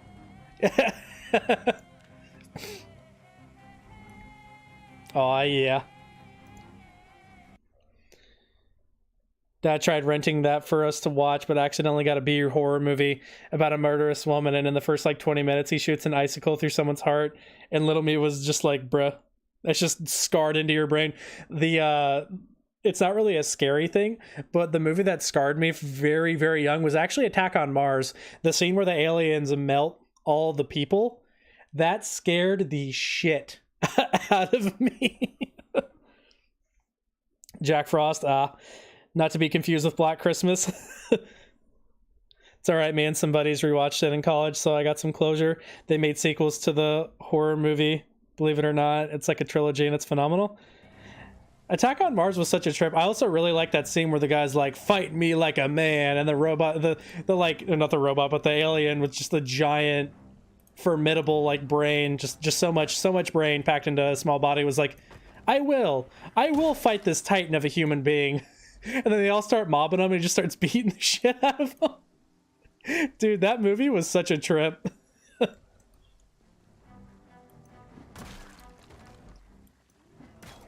You know what mod is just absolutely terrifying to play against is the CDDA zombies mod. I think the scariest zombies in there are the sprinter ones, but the ones that are even potentially worse, because these guys aren't just character killers, they're base killers. They're zombies that are just on fire. They just walk around on fire. just go to a town, it's just burnt down. Okay, that didn't have an alarm on it. Britas or firearms build 41. Are you talking about vanilla firearms expanded? Is that the one? Darkness Falls. That one sounds familiar. Oh, now I gotta look it up. Because I've used vanilla firearms expanded. I like that one, and I like Britas. I like Britas a lot.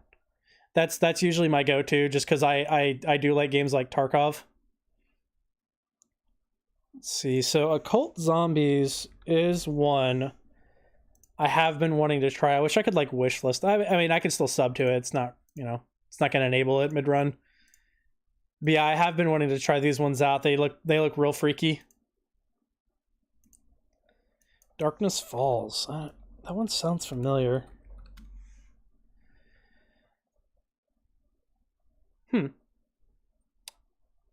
Oh, The Darkness is Coming. Is that the one? I have used this one. I really like this mod. If that is the one you're talking about. Excuse me. If you guys have ever played with the lifestyle mod, that's the one that adds like songs that you can actually learn and play on like instruments. Yeah, The Darkness is Coming. Yeah, I like that mod a lot. It's really fun on servers. Because we all just collectively shit our pants and start hauling ass back to base in the middle of the day. And by the time we get back, it is pitch black. Oh yeah, I should probably top off the stamina here. I wonder if I've ever been in the back of this car. I'm pretty sure I have. If anyone's ever used this mod before, where you have little interiors that you can go into, can zombies get you in here? I've been really weary of actually staying in these because I don't want to get eaten by zombies.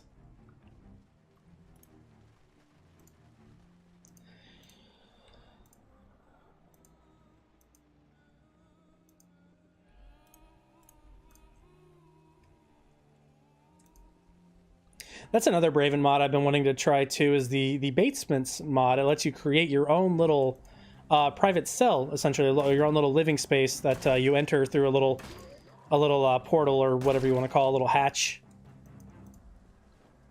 That one looks really cool. One thing that I saw that was really funny, someone had the interior vehicles mod where you can actually go in and walk around inside like buses and like vans and stuff, and they put a basement inside the back of the car. So it was like multi-leveled. They cannot come inside, however they can be found in an unexplored interior. Oh, I'd still be careful. If you leave the engine on, the zombies will flood your car while you're away. So you could just hop out and then they'll all be right there. I got you. I'm going to take a quick restroom break here. I'm going to put on some tunes for you guys. This is copyright-free music by an artist called Airwing Marine. If you ever want to use his music for your own purposes, it is free to use. There's no copyright. His only request was just give him a mention, give him a shout out. Check him out on Spotify. He's got some pretty good tunes.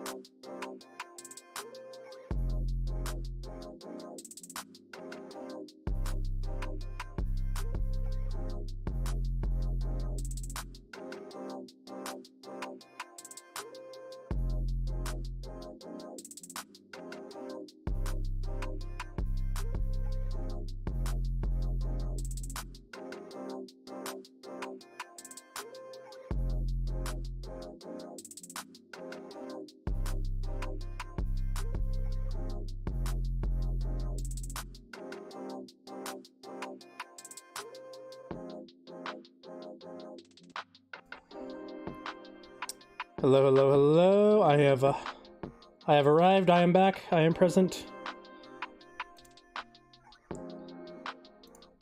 I'm glad you like the music, Barracuda. Let me get the Instagram chat going again.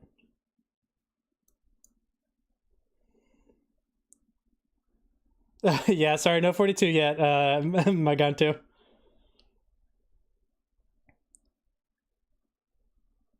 Sorry, I'm going through and making sure I saw all of our messages here. Zombies cannot come inside, however, they can be found in unexplored interiors. Okay, yeah, okay, I was just making sure I read that. Hello, hello, hello. I have returned. I have returned. Welcome back. I am back. I have arrived. And it's time to play some games. I don't get to have a ramen bowl and I'm sad about it. You can have a ramen bowl, though. That's the thing. We have a lot of ramen downstairs. No, on Twitch. Oh, on Twitch. I can't have a ramen. Oh, yeah, because you're a founder. Oh, yeah, that's a stinky. Oh my gosh, he has a tinfoil hat. I'm taking it. Oh, no, it's a newspaper hat. Even better. Sweet. A real Project Zomboid Insta stream. So, the Project Zomboid Instagram account is a fan account. The content I give is mostly just memes, or it is stuff pulled directly from the developer blog. It's informational. Yeah, it's more so just informational. I was one time I was looking to see if, like, you know, does the Indie Stone have their own Zomboid Instagram account, and I saw that they didn't. So just for funsies, I made it and started posting on it, and now, yeah. Founder gang over there on Twitch. No, I swear I'm not a real dev, you guys.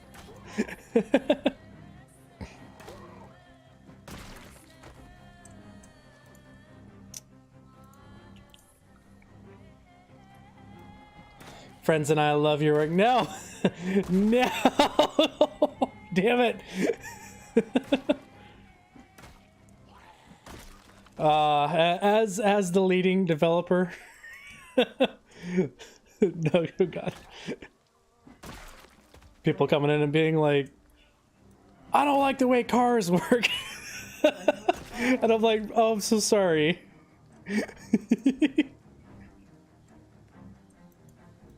No, I mean, you know, honestly though, like I don't, you know, I do think it's funny, but I always try to be transparent about it. I also have it like in the description. I have it, you know, it says this is a fan account, because I definitely don't want to mislead people and be like, yes, follow me because I am a real life developer. No, I wouldn't even be able to make pixels change colors. Like, that is how not code savvy I am. Well, time to switch seats. He's got a fun little shirt. What shirt is that? Hold on, I want to see what's on him. Looks like a... What is that? What is he wearing? A logo T... Oh, Authentic Z. That's what I couldn't... He's the real dev, I swear.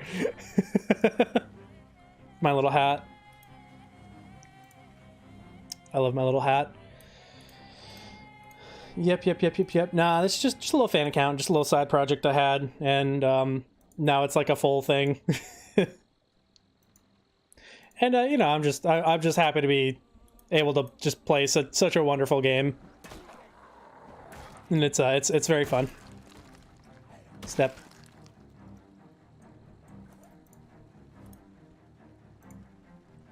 But, you know, I'm always happy to, like, talk about, like, the stuff that I know about it, because I do read almost all of the dev blogs, even the parts that I'm like, this is all code related stuff and I have no clue what they're talking about, but I am trying to make sense of it. Because I do like to be in the know. I do like to know how it all goes, because Project Zomboid at its core is a very old game. And what a lot of people don't know is it would probably be a lot further along in its development, but they had when they were super far into it, they didn't have a cloud storage for their work, and someone broke into the main office and stole the laptop that had all the code on it. This was years ago, but it set them behind to an absurd degree during some of the earlier builds that we've had. So the next 42 update, I saw a post on Twitter from the Indie Stone. The only thing I can tell you is that they have said that it's coming at the end of the year, or before the year is over, rather.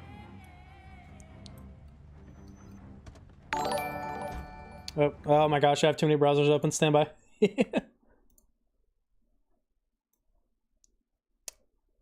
Thank you, ARDZZZ. I know you don't have that many Z's in your name, but like, I don't know, it rolls off the tongue better, ARD. How are you doing tonight? Thank you for the follow. If you're just lurking, that's totally fine.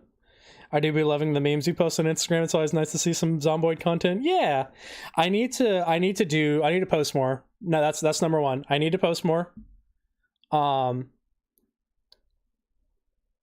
Yeah, December. I hope not. I'm gonna be so sad if it's all the way in December, because I'm like, well, I have to, probably get on a plane at some point in December, and I'm like, ugh, I want to play Zomboid. So yeah, I need to post more. I did a while ago. I did a mod highlight. It was like one for, I think it was called Hobbies. It let you collect like die-cast cars and make little models and stuff, which I honestly should run that mod again. That was a pretty sweet mod. But yeah, no, I need to do more mod like shout outs and stuff, because there are a lot of mods that deserve a level of praise. And that's, I mean, sometimes in the dev blogs, they'll do that too. Like a good chunk of it will just be like, hey, we really, really like this mod.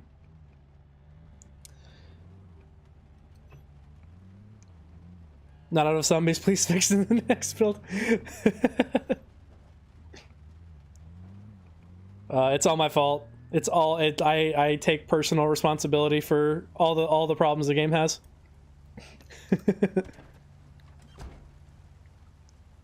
Man, there's just so many little things. There's so many little things that are coming, and I'm very excited for it. We talked a little bit earlier just about like the animals and whatnot that we're going to be seeing. I think the two biggest things, so I will say I'm still very excited for animals, not just because of what we're getting, but because of what it could become.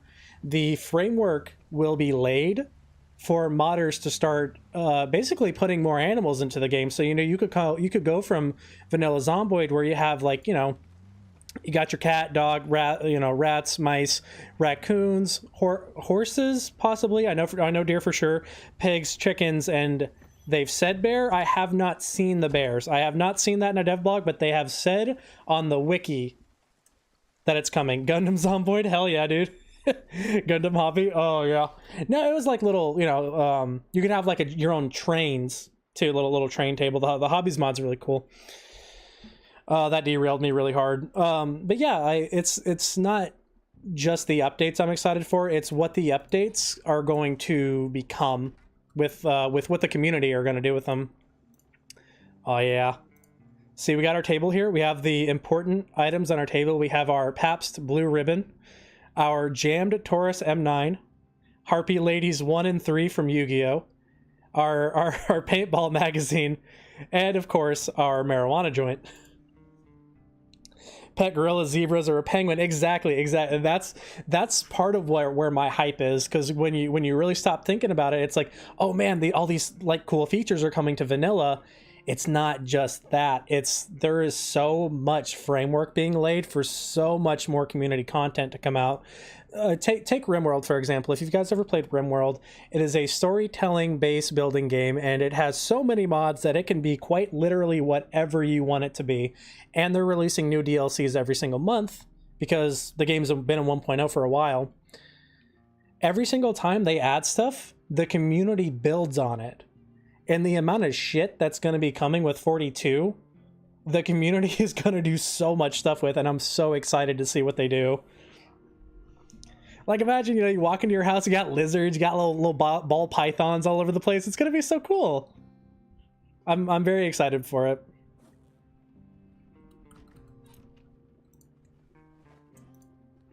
It's all about the implications.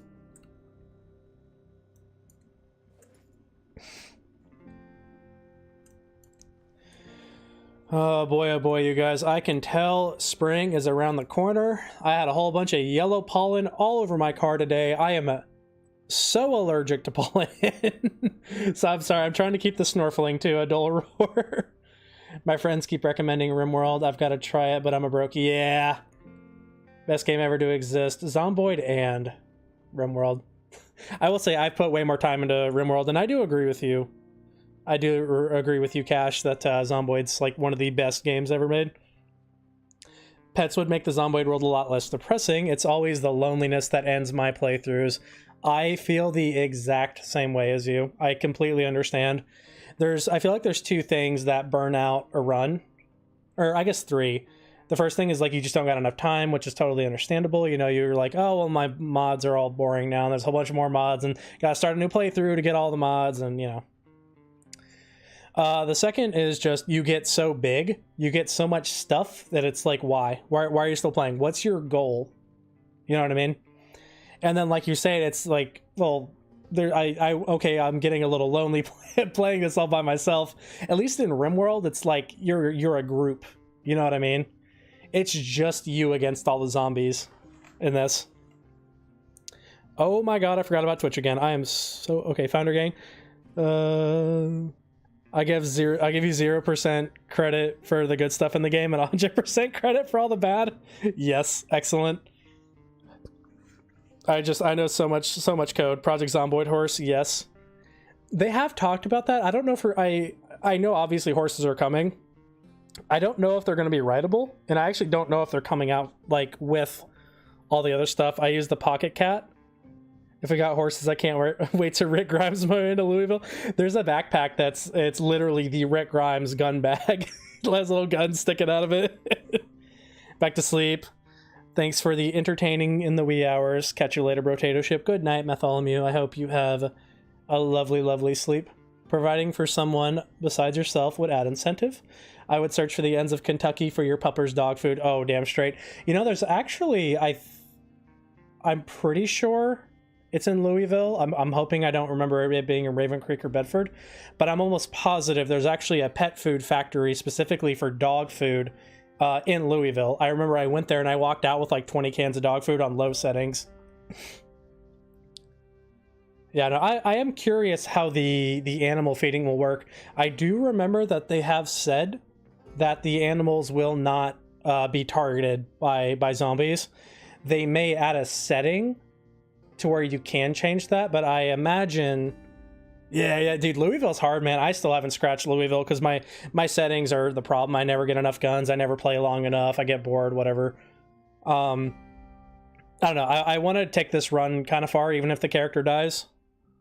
I do back up my saves too, but sometimes it's just like, you know, I'm like, I could start a new character. I could keep going with the base modifications I have, or I could roll it back by like 10 in-game days, and I'm like, I don't want to do that. I don't want to do that. But yeah, there's a little dog food factory up north. Yeah. Up in the Louisville. Oh man, I remember when Louisville dropped. Oh, the hype. The hype. And now here I am in some shitty little farming area right outside of March Ridge. I come from humble beginnings, but I'm hoping I can go far in life. Specifying that Millard. I didn't name him Millard, you guys. This is how he came out. He was born into a world kicking and screaming with his newspaper hat. The never-ending cycle, yep. Louisville. Also a fun area to just fight into in general. And if you guys are ever bored too, honestly, I recommend just explore the actual fence. There's little military checkpoints and like little car crashes up and down the fence, because it's fence and like I think like a 2 or 3 tile wide road and then another fence. And if you ever want to break through it, obviously you can sledgehammer it, or if you're on the correct side of it, I think if you're on a certain side you can't do it just because of the way the disassemble tool works. You can actually disassemble it for resources with the propane torch and the propane mask. I know we love the mat. I found that bag on one of my runs in Rosewood Police Station. Yeah. You've seen it. Cannot imagine the amazing nuclear bunkers and horrifying tall sky. Yo, the skyscrapers. Okay, that was another fun thing. There's so much information. I really should, for like the next stream, I'm gonna get a little notepad. Hello, how are you doing today? I'm just gonna call you E. That's your name, is just your E. Yeah, I remember. I really need to like get a little notepad and like just take little notes of stuff that I want to talk about, because there's just so much with Build 42. But yeah, they were showcasing the actual like model of a skyscraper they made, and they had the fall damage turned off, and instead of, you know, like how we fall now, they were showcasing the new falling animation where you actually you actually turn horizontal on the way down. You actually like start to go to go a little horizontally. You fall on your face and like your stomach and stuff. And just like the amount of stories we're getting, just, oh my goodness. I am curious to see how they move forward with the base building. I haven't. Hi, S Joji, how you doing? I am curious how they to see how they move forward with the base building stuff in regards to like realism, right? And so let me kind of elaborate on that a little bit. You know, you can knock out stairs to like a house, completely reasonable. Like, it's, you know, if it's not integral to the structure of the building, that's fine. And I know there's also engine limitations here at play as well, so that's, you know, that's just one of those things you have to consider.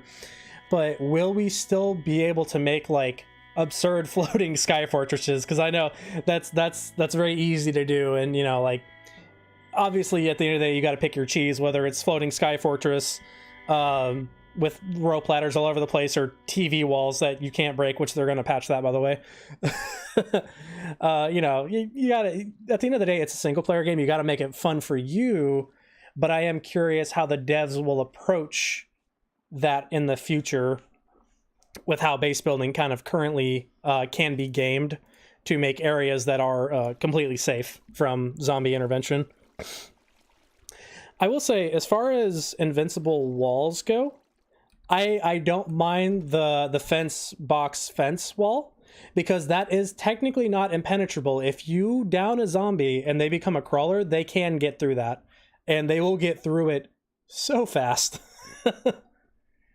So it's not like, you know, you can't just stand there with like, I thought the power just went out, but I misclicked my lamp. You can't just, you know, sit there with a spear or a shotgun and blast away. Like, if some of them go down and they start crawling, like, they're gonna get in. Whereas, you know, like with the TV wall, that's not really an option. But yeah, that's my little rant about that. I do enjoy. I love talking about the Zomboid. Oh, I love Zomboid. How you guys doing at 3:30 a.m. Eastern Standard Time? That is Tori Mari in the back. She also is on Instagram and Twitch and YouTube. I'm fast forwarding because there's not much to do while I sit here. I'm really glad. You know, I didn't get a ton of loot today, but I got I got a hat.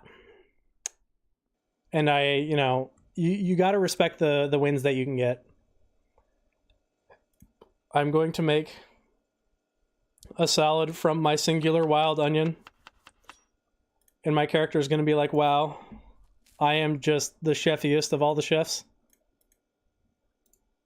Oh, there's actually a lot you can do with rose hips. Oh, you can make tea. You can make a rose hip tea. Yo, that's sweet.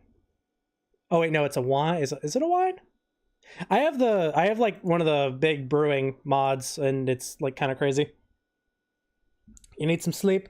You got a lifeguard interview. Oh, hell yeah, dude. At 11:30. Happy surviving. Appreciate you, homie. Good luck on your interview. Just know you already got that job, homie.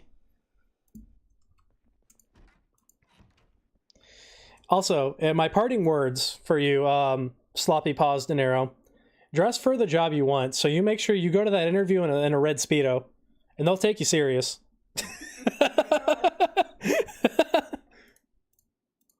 Let's see what we got going on over at Twitch here.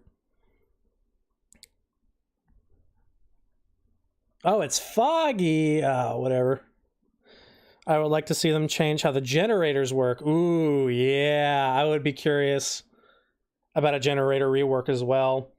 I would like to be able to plug it into a building instead of it being an area of effect. Yep. Because I think it's like, what, 64? Is it 64 tiles in all directions? It's all about confidence and dominance in the Speedo. Exactly. Dress for the job you want, baby. That's how you do it right there. It was so nice hanging out with you tonight, De Niro. Your retreat. I'm gonna let him sit here and contemplate his life while I read the Twitch chat here. Solar panel mod is pretty cool. I want to try it.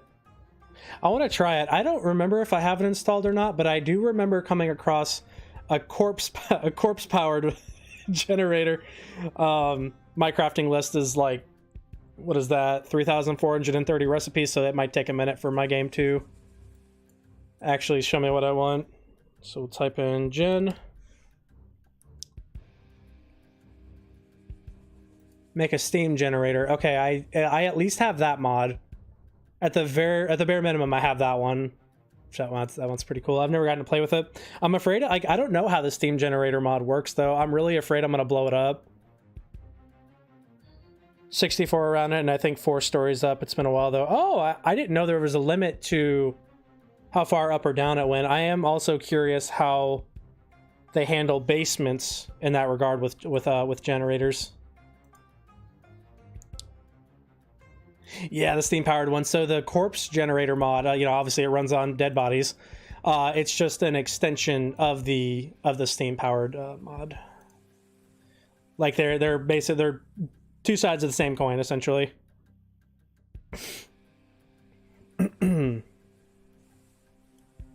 Shit, you guys are making me want to go like scroll through. I'm just gonna let my guys sit there for a bit and think about it all. Let's open up the dev blog. Let's scroll through some of it.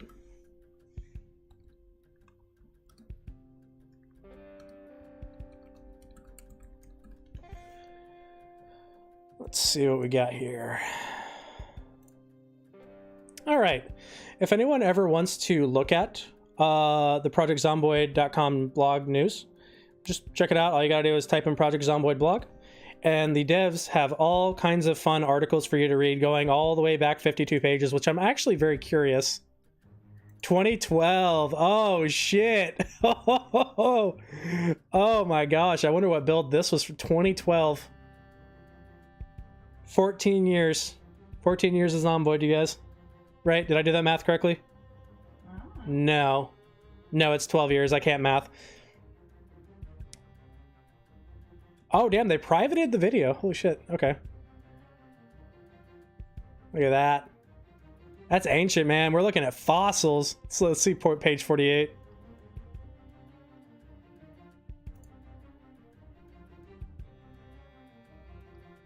Man, look at that. This is where we came from. Oh, will it actually play the video? Oh no, I think it's too old of a post.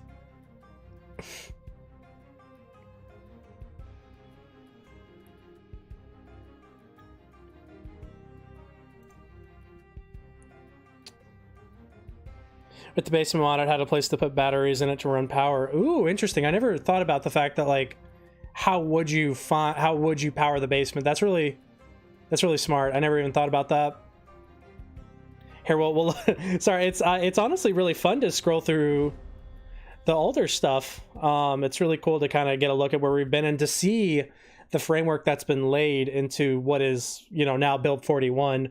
Like, we look at this this quickie mart, and I mean, it's obviously like slightly less pixels, but it doesn't look that different from the Zippy Mart. I call it the Quickie Mart, the Zippy Mart that we have in the game today. And I think it's cool that all this stuff is still here after all this time. You know, you got the pizzeria. Like, they designed this. How many years ago was this? This is 2012, and the pizza world is still mostly the same.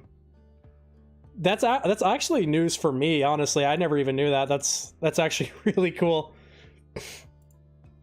Damn, this is so fun scrolling through all this. So yeah, this is the most recent one. This is where we saw kind of the showcase of, so we're going into the underground bunker here.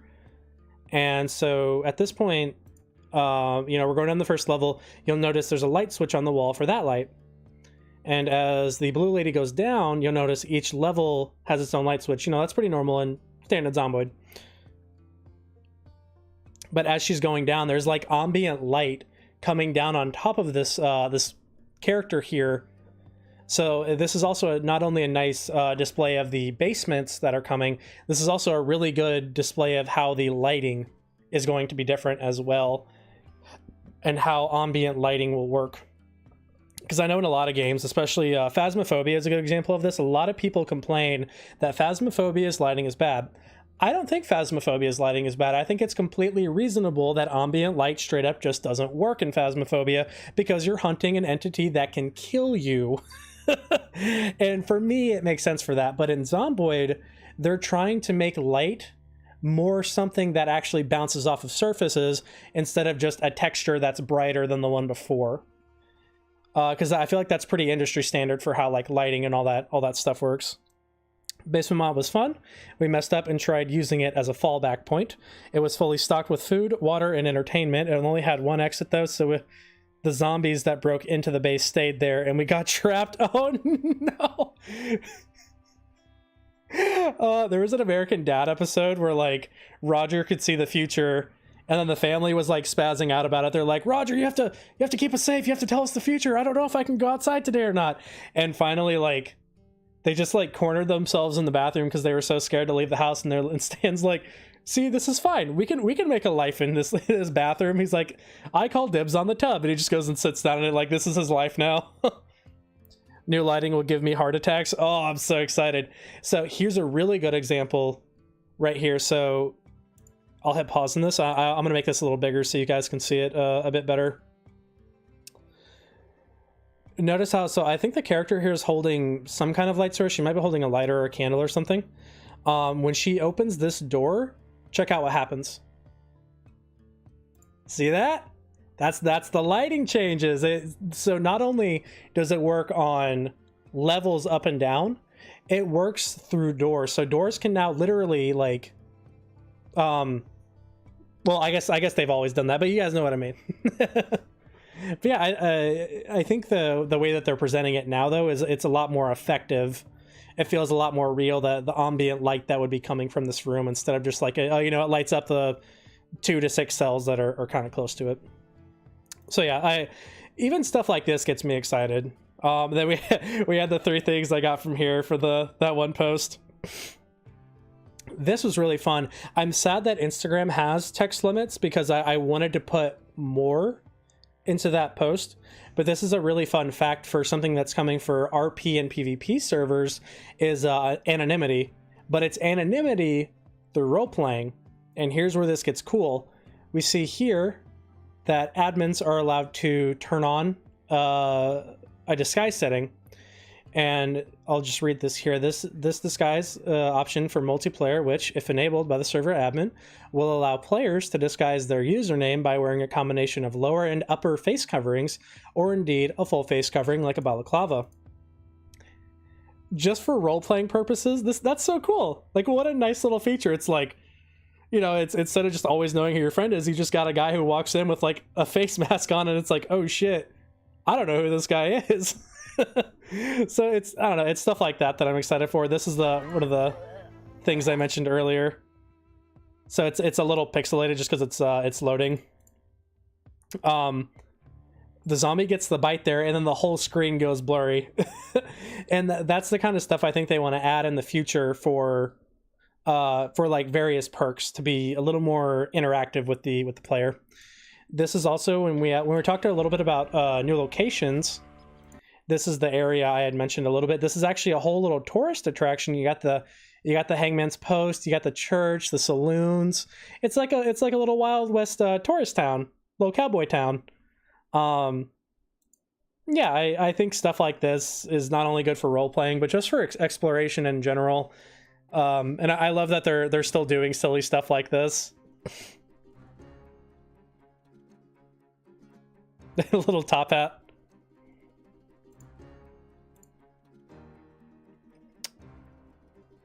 Oh, yeah, so this is more of a small thing. Ignore this for now. I'll talk about this here in a sec. So this was kind of a small thing. There was some kind of setting. I think they said it was called Bink. But it's kind of like an extension where now in the tutorial, it's an extension that games use to add cutscenes to their games. They're adding it into the tutorial guide to actually show little videos of what stuff will look like, and I think that's... Oh, also, we're getting new Moodles. We're getting more high-def Moodles, which I think will be fun. A lot of people don't like these. I don't think it's that big a deal. I think any facelift is good. Any little change I think is fun. Hello, I'm gonna call you City. Hadid, Mav, and City. Hello, how you doing? Yeah, so we're getting new Moodles, which I think will be fun. It'll be kind of a little facelift, I guess. I do like the classic Moodles, and I'm sure if you're just married to the classic Moodles, that's fine. I can almost guarantee there will be a Moodle mod replacer if you want to go back to the build 41 and the older build stuff. This is what has me hyped. So this is Prof's ProcGen. I'll just kind of dive into this and you guys can make of it what you will. Professor Morbius, he of Minecraft heritage, who we brought on board towards the end of last year, has been working on the procedurally generated wilderness to exist outside the map borders to allow for a not quite infinite but huge world outside the map.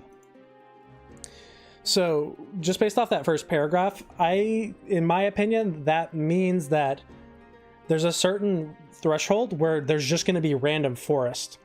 And I don't think it'll be the same on everyone's game, if I understand that correctly. Obviously, no person's game is truly the same just because of like the annotated maps and the storytelling events and the car crashes, obviously. But, you know, the bones in the map are the same. This, to me, sounds like they're literally laying the framework for AI content. I think that's really cool. I thought, you know, long ago, imagine if we had randomly generated cities. Obviously there'd be like stuff where it's like, oh, you know, you got a police station clipped into someone's house, but I mean, you know, if you're going for a lore thing where it's like, oh, like society is literally breaking or like reality's breaking, that could be kind of funny. Also an invaluable tool for modders, as currently it's a rather difficult task to blend the edges of a modded map with a vanilla map, which often results in an ugly sudden border of trees or vegetation changes as you transition, and this is very easy to tell exactly what they're talking about here. What they're talking about is, say you're foraging, right? You're foraging in Raven Creek, and you're doing like the little edges of the area. You know, you rip down the little fence that's there. You're going straight from an urban environment instantly into the forest, or God forbid you're in a foraging area that has question marks, has nothing in it. This is the kind of shit they're talking about, essentially. The new system will blend in the procedural elements gradually into the vegetation that exists on a modded map, so the border will be less jarring. Here's also he's also looking into generating roads. He being Professor Mobius from I think he was a Minecraft modder. He might have been an actual Minecraft dev. I'm not sure on that. But he is also looking into generating roads so they continue from the borders in the main map, which will massively expand the canvas for modders to position their modded maps. What with them now being able to space them out amongst a huge game world instead of overriding and extending the main map, which will vastly reduce the potential for conflicts as well, in my opinion, which was another thing to keep in mind. You'll be able to run more map mods, period, without worrying about the map mods themselves overlapping, which I think will be another very, very nice addition. This part, I'm not totally sure. I think I understand what they mean by this. They said that there's different biomes. Definitions for biomes as well as templates for road styles will be creatable in Lua, allowing for easy modding to provide more diverse and new biomes. Oh my gosh, I feel like I just missed so much stuff here. The basement mod was fun. Okay, I saw that, never mind. 7 Days to Style Western Towns, yeah! Yeah, fucking 7 Days to Die, such a good game. Can't wait to make a base in the Wild West town. Dude, same. First place I'm going, Wild West. We need to make a mod. Dude, speaking of mods, another segue here. Yo, I got that Gen Z brain rot. If you want to know what it looks like. I forgot what I was talking about. Speaking of mods.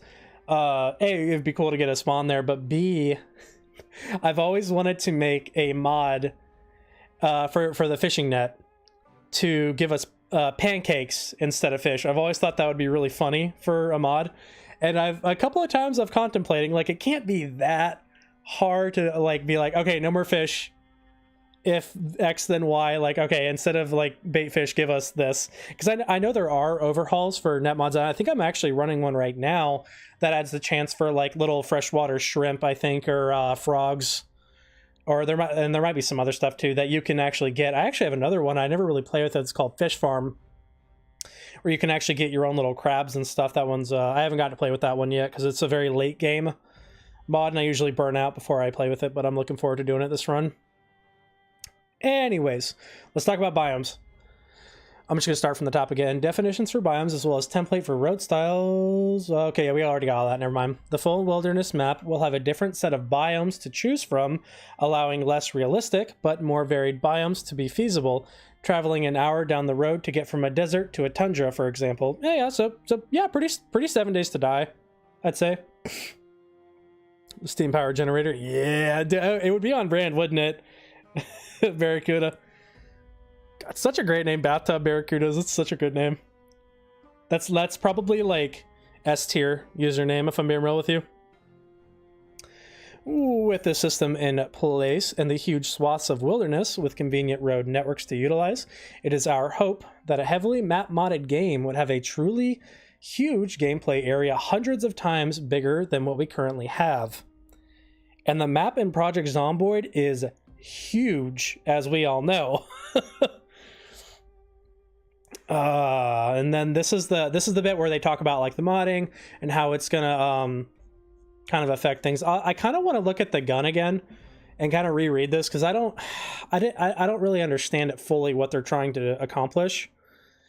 So we'll just kind of dive into this. If you're unfamiliar with where it says ORGM was basically the grandfather, or I guess you could just say the father of what is now Brita. ORGM accomplished what Brita does now, essentially. Moving on. From the second IMGUI was made available to Fenris, he of ORGM mod Vintage leapt at the opportunity to use its features to do some intensive firearms work. That's so cool. Bro, I love when they just hire modders. That's so cool. I wish more companies would do that. Making them more useful at lower skill levels without breaking the balance. This really stuck out to me because if you really truly want to use firearms in a way that is, oh, my Streamlabs is working. Oh, I can finally see you on my monitor. Oh, thank you. I got it from Courage the Cowardly Dog back in the day. Oh, dude, such a good show. Such a good show.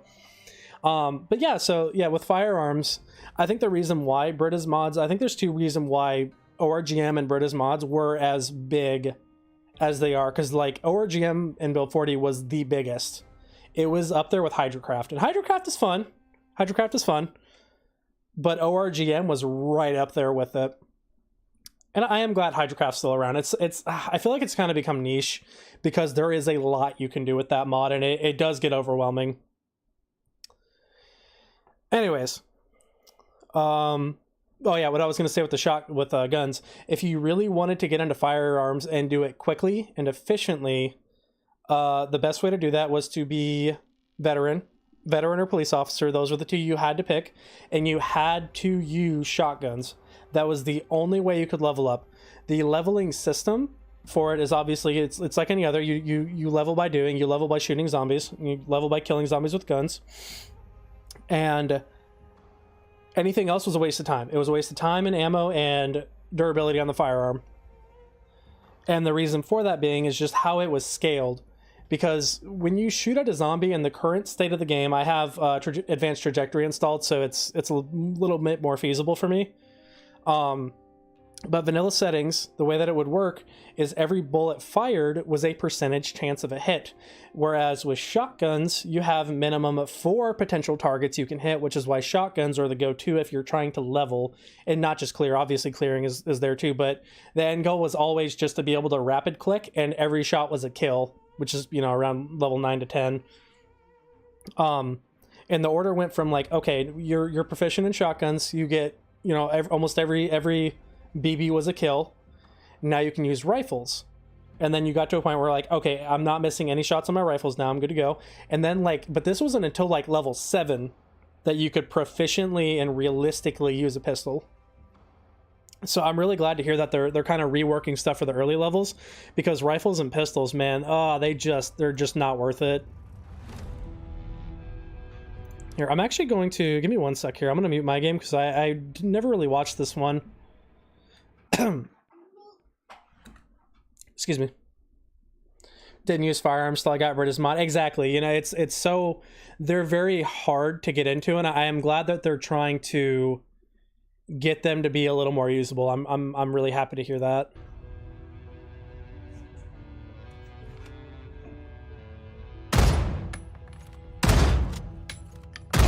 I like the audio rechains. One thing that stuck out to me a little bit there, you could hear the casings hit the floor. I like that.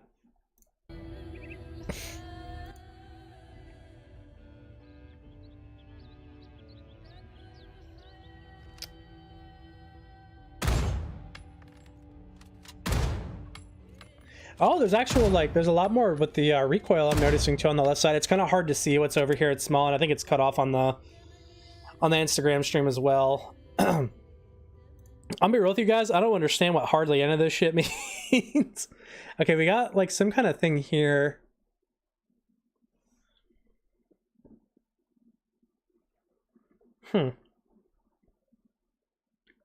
So it seems like this metric is ticks, and that ticks is did they have chimkins? Yes, we're getting chimkins. We are indeed getting chickens. I'm just kind of trying to break down a little more stuff from the recent dev blog. But yeah.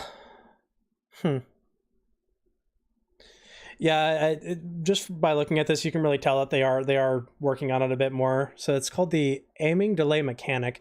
The blue line first initially dropping after the player starts to stabilize their aim, then rising with each shot. Oh, so what they're saying from this is that every shot will be a little more accurate. That's actually kind of cool. Damn, so they're really like, wow. Okay, cool. So it's not just a die roll anymore. The ability to shoot will literally go up the longer you try to aim at a target. That's really neat. When is build 42 out? That is the golden question. Also, thank you, Quentin and Giangavino for hanging out with me this evening. I appreciate you guys coming by and saying hi. Build 42, there is no release date as far as I know. I am not a developer. I'm a fan. But I always try to keep updated. They're very transparent with the community, which makes it very easy for me to talk about like the nitty-gritty of what they're doing. I can say for certainty it will be this year. It will be before the year is over. And that is coming straight from the Indie Stone. They made a little post about it on their Twitter. Excuse me. Okay, here, I'll just unpause my game for now and we can have just ambient Zomboid noises again. Oh, I'm severely depressed and bored. That sounds like a him problem, though. Okay. Oh, man, I'm happy there's one serious PZ account on Nancy. Yeah. I mean, I shit post all the time, too, of course. But, yeah, no, I do take the time to read through this stuff. Okay, yeah, I didn't fully understand what the firearm is about. I think I'm starting to get the gist of it, though. So this part really stuck out to me. They're saying... here's the graph, shows a new aiming delay mechanic. The blue line first initially dropping after the player starts to stabilize their aim, then rising with each shot. Huh.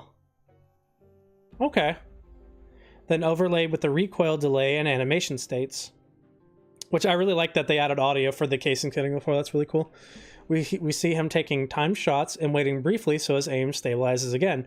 So it seems like it's going to be a little less dependent on a die roll. It sounds like that's still obviously the core of it, but it sounds like we're getting a little more consistency, which I really like. I think it's good. They're doing good work over here. The effect the effect can then be seen across different skill levels and how the rate of fire changes. Oh. So it's not just repeated shots, but it's also how fast you can do certain actions like racking the bolt. That's cool. That's cool. Rebalance of how hit chances and recoil are calculated. Calculated. Oh, I bet do that. That's such a hard place to find. I've been there before, but it's, oh my god, it's so hard to find. General ROF with firearms. I wish I knew what ROF means. Improve the target highlighting, which was previously misleading, with the color shifting to green shades with lower hit chances than expected. Oh, so there's a little bit of that going on, huh? So even with it getting green, there still wasn't a guaranteed chance necessarily, or it wasn't as high as it should have been. That's what I got from that. at the bare minimum. Previously, only aiming and reloading skills, the distance to target, and how long you stopped moving had an effect on the highlight. Okay. Strength helps with recoil. What? That's actually really cool. I like that. Dexterous and all thumbs impact on shouldering the weapon, and eagle-eyed and short-sighted can change the optimal sight range. Rates of fire have been increased to more realistic expectations, but it now takes a bit of time to stabilize your aim when initially shouldering the weapon or after each shot. This time is reduced by aiming skill and various traits and conditions. Firing as fast as possible is less accurate than taking your time and lighting up the shot. The lighting of the target square is also taken into account. What? Are flashlights on guns with Britas actually useful now? I mean, they were useful before because it would get dark sometimes. Yeah, if you guys get a chance to, I'm oh, goddamn. I meant to check out this content creator. His name is, they actually recommended him. His name's Cosmic Steam. I haven't watched this video yet, but if the devs are literally recommending it, definitely go check him out. We can look at some older stuff too. Let's bippity bop between some various things. Sleigh Ride. I love their Christmas one. Oh man, there's just so much stuff to sift through too.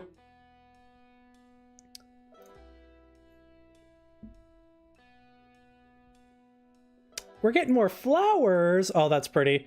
Oh, I definitely need to post some of this stuff for sure. Oh, so I like that too. I didn't even know they were like buffing up some content creators. That's pretty neat.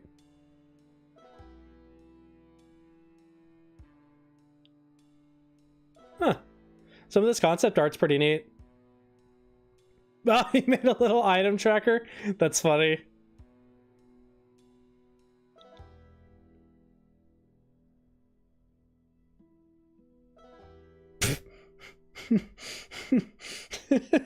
It took me a minute to understand. I was like, wait, why? It's just me cooking. And then I realized it's in the cupboard. And they said, hello, I'm Weirdo, wondering why their dinner is taking so long to cook. It's not in the oven. Okay, that's really funny. Huh. Set any cool PZ bases? Oh no, okay, yeah, no, this is literally just a community highlight. Okay, the flowers thing that's probably from... Oh wait, no, a lot of those are wildflowers I noticed that you can just see in the world. That's kind of cool. I like that. That's just a nice screenshot. Over the river. That's an interesting one. That one's hard. The bridge you have to cross is so sketchy. That's right. They're reworking the vision cone as well. What we got here? Oh, I remember watching this one. Yeah. They basically made it to where cars aren't rooted to the ground level. They can actually go like through parking structures like this. I remember this this video. Oh, that's so cool. Man, they're doing such a good job. I like the random dead zombies down there. The handmade stuff. So hello, Slopey Derp. So I'm a fan. I'm not a developer, sadly. I wish I could be part of that team. I wouldn't know what to do though, because I don't know anything about coding. If you would like to tell them, attaboy, they do frequent Reddit, and they do have their own Twitter as well. They are the Indie Stone over at Twitter. But thank you for stopping by regardless. Thank you, Slow Derp and Awesome Sauce. As well as Actronic. Hello. How are you doing this evening? We're just scrolling through some old dev blogs here. I went through the newest one. When the reproduction update. I mean, that technically is Build 42. It's just, what are you trying to reproduce? No, this one looks cool. So with stuff like this, with the handcrafted stuff, a lot of why this is coming, and with one of the recent posts of like the cup and the can opener and the pitchfork, that was just kind of some more, we're doing this from the developers. They want to make more items and like tiers of stuff that you can make in the game. You know, I guess like if you take mods like Common Sense, it's like, oh, you know, you see a rock on the ground, you should be able to pick that rock up, right? I think that's kind of what they're going for here, that you could totally use a tree branch as a weapon. You could totally, you know, tie off something to a baseball bat and use it like that, or even use, for example, this broken baseball bat. You could totally stab some shit with that, you know? Yourself, obviously. So I think that's why the Hotties magazines are in the game. I think it's kind of a placeholder.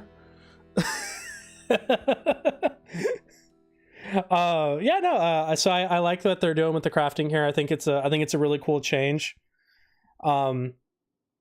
And again, it's just it takes me back to like the modding community, man. Like stuff like this, they are laying so much groundwork and providing so many new tools to streamline stuff like this to the modding community and to make more unique and crazy and cool like weapons. And we'll read a tidbit of this. Honestly, this is a really good dev blog. I remember this one.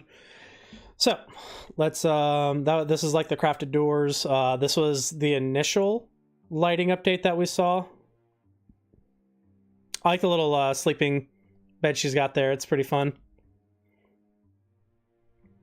Also, I love the backpack she's using here. It looks so cute with the little patches and stuff on it.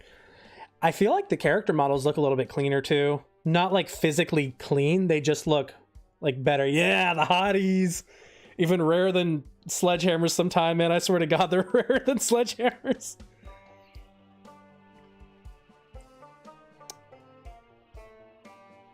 Yeah, so it seems like they're really trying to take steps in the direction of like you not being able to see in a building because it's dark, and you not being able to see because the floor is dark.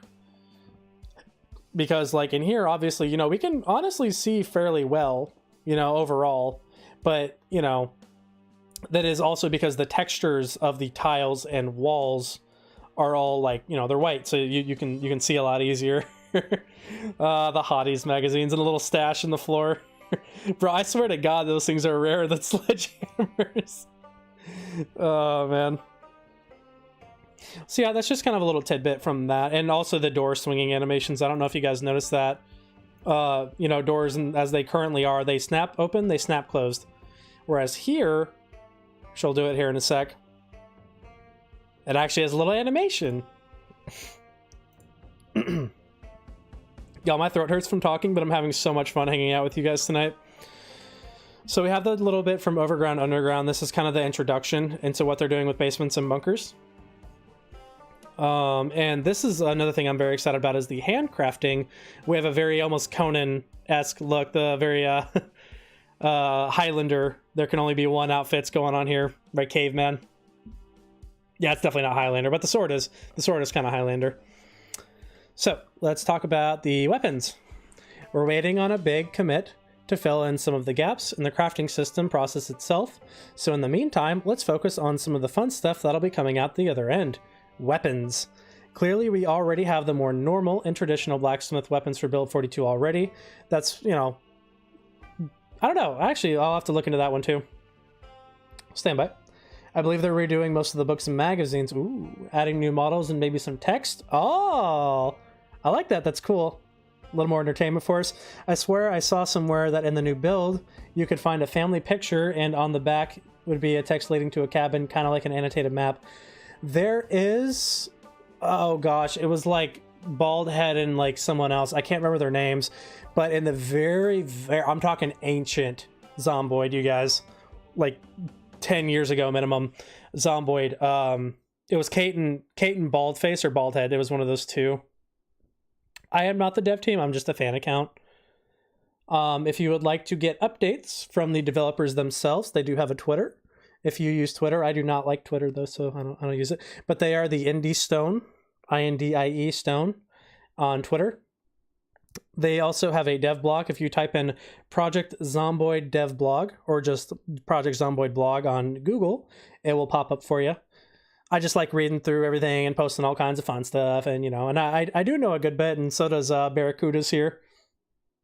Yeah, it was like Kate and Baldface or something. Their picture, their photo is somewhere in the world sometimes. It's like an extremely rare spawn, but it is there somewhere. So I don't doubt that there was something like that too. I think it was in the same post about fishing and the food and drinks changes. Could be wrong though. I like really need to like pause my game because my guy is like dying in the background while we're doing this. But I'm literally just using like the ambient. Well, you know, he's not that bad off actually. Hold on. He just needs some food and water. Hold on. Stand by.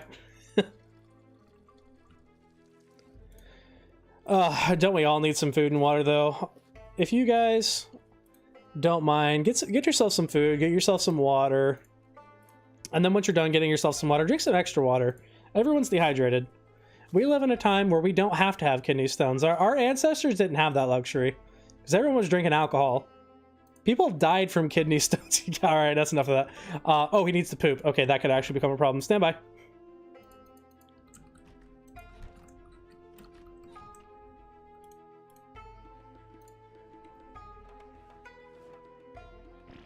I don't know why it says he's bored. He's been sitting in front of his Yu-Gi-Oh cards all day. I'd be happy. I'm kidding. Okay, sorry about that. Hello, no palamitos, lo huervos. I think that's how you pronounce that. How you doing? Thanks for stopping by. Okay, anyways, back to the dev vlog. I just gotta keep my goofy ass character alive. Alright, where were we? Clearly, we already have the more normal. I think we can look at some of that stuff too with the blacksmith stuff, which I'm really excited. Metalworking is very lackluster, we'll say, in 41, unless if you're running stuff like Scrap Warrior or any mods that make it to where you can make car armor. The obvious from the Zomboid is great. I know, it's honestly adding to the experience a lot. So, where were we? And likewise, the more ancient styled stone axes and such. With these, we're avoiding anything specific to any period or culture, going for real-life examples that were common across history and geography, and that could pass as something reasonably Iron Age, medieval, or post-apocalypse. Or I thought they were going to say post-apocalyptic. I'm going to say post-apocalyptic. We have consulted an expert. Ooh, I didn't know that. That's cool. Bro, they really go all out for this game, dude. I love it. I love them so much. They do such a good job. I know it takes forever. I know we would have like build 42 like 3 months ago. I definitely thought we were gonna have it like by February. I'm not even gonna lie to you guys. But yeah, I love that they actually consulted an expert on this kind of stuff. That's really neat. We've consulted an expert in these matters regarding the designs and selection, and we're also providing them with further weapon designs as we make them for feedback. But as we stretch out into our apocalypse, we also wanted to do something a little more apocalypse-y.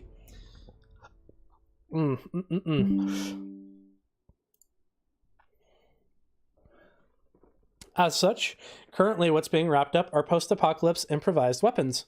These include classic examples like the nail-spiked weapons, but also weapons that have been constructed with welding and metal shop tools. With these designs, a conscious decision has been made to not think about weapons from other games or zombie media, and instead research was conducted regarding real-life improvised and crafted weapons. This included stuff like police collections of seized weapons in trench warfare. Ooh, little trench warfare, you know, the shovels with the little serrated edge. That's what that sounds like. That's pretty sweet. With additional inspiration from weapons in Mad Max style post-apocalypse media. Yo, if you guys have not tried the Mad Max video game, also hello Santiago, I hope you're having a good day. Try out the Mad Max game. It's $20 on Steam. I think you can play it on Xbox. I don't know if it's out on PlayStation, but highly recommend. It's like insane value for $20. I'm not sponsored, I promise. I just genuinely like that game. I haven't played it in years, and I still swear by it. Moving on. We also took on something of a procedural approach, where we looked at the weapons and items that existed or could exist in the game and imagined them being combined like Lego bricks to create weapons. Granted, in many cases, we just reinvented the wheel, but that helped keep things grounded, realistic, and consistent with the rest of the game. Although we tried to make these weapons realistic and believable, we have allowed for a couple of weapons to be slightly, reasonably, zany. Zany is also, you know, they're making them fun, they're making them silly. You know, like tying a Spiffo doll to an iron pole or something like that. I shan't dare speak of my Spiffo. Y'all, I have both Spiffo dolls, by the way, from the makeshift thing. If you guys don't know, twice now, the Project Zomboid devs have worked with Makeshift to produce 2 plushies. Unfortunately, the Makeshift event has ended, but they do exist. They are still floating around out there. You might be able to get one. And with the success of that, because you're supporting the devs too, and you're also supporting, with the last one of the Zomboid devs, I think it was either a significant other or their parent was ill, and they actually raised a whole bunch of money to help them. So it's not just to support the game you love, it's for a good cause too. But yeah, hopefully if they do a third one, I'm definitely going to get it. Moving on. I think that'll be my next post, is showing off the Spiffo plushies. Now moving on for this time. Simultaneous to this, wait, hold on, we're allowed to have a little fun after all, and all those weapons will also have realistic drawbacks when wielded. So you're going to use something that's, it's literally like a big rectangle. It's going to feel like you're swinging a rectangle. Simultaneous to this, we are also adding some broken versions of existing Zomboid weapons, and I think a good example of that is the baseball bat that's missing half the bat, because this could absolutely kill something. Some of these broken weapons and their parts will be used in crafting other weapons, but these fragments also exist for gory consequences when weapons break when bashing a zombie with them. Ooh. Gory consequences. Ooh, sign me up. The stop sign axe. Oh, I love the stop sign axe. When I'm like early to mid game and I'm like, I really need to like chop some wood down. I'm talking about the stop sign axe from Scrap Warrior, if you guys are curious. But yeah, the stop sign axe is so great because you can chop down trees with it. I wanted to get the Spiffo plushies, but unfortunately money gets tight. Yeah, I understand. They look good quality. So I like them both. I like the first one more. So the first one came with a little backpack that actually has a little zipper on it, and it has some fun stuff in there. It's got a dead rat. It's got an orange soda. The second one, while I do like it, I don't like how they did the backpack. I'm gonna be real with you. The backpack itself is not zipper. It's shaped like the large backpack. It's also referred to as an Alice pack. In Project Zomboid, you see it on a lot of the survivor zombies and the military zombies. They use those backpacks. It's not a zipper, it's a Velcro strip, and if the Velcro strip was a bit bigger, it'd be fine, but it is I'm talking like they use the minimum amount of Velcro possible, so I'm a little sketched out about opening and closing it because I don't want the Velcro to tear off. But that's my only complaint. They're really cute. They come with a lot of fun stuff. I think the second one was called Steadfast Spiffo. He's got a little bandolier with like bullets on it. He has a little eye patch. He comes with a fire axe. So the debate can finally end whether it's crowbars or the fire axe gang, whichever is a better weapon. Steadfast Spiffo has chosen fire axe.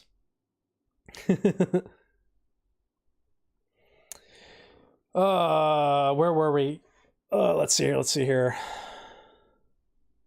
I don't quite know why we're using these strange mustachioed gentlemen to demonstrate these today, but let's have a proper look at him in any case. Curious chap. I like the body armor. I really like and again, you can really see what they're talking about when they say Mad Max era. This is a very Mad Max, you know what I mean? Like, it's kind of like the one on, it would be his right. The little heart protector he's got there on the wrong side. It reminds me of it's very Road Warrior. It's very Road Warrior. That Spiffo can be wrong, and that's okay. Crowbar is best. I'll have you know that the first Spiffo came with a spiked baseball bat. So hopefully the third one gets a crowbar. I keep tapping and I'm like, the sound stopped. Is my character dead? No, he's chilling. He's just miserable. Life is a highway. I don't want to drive anymore. Okay, and that's the wrap up on that. I want to look more at the blacksmithing. I want to talk more about that.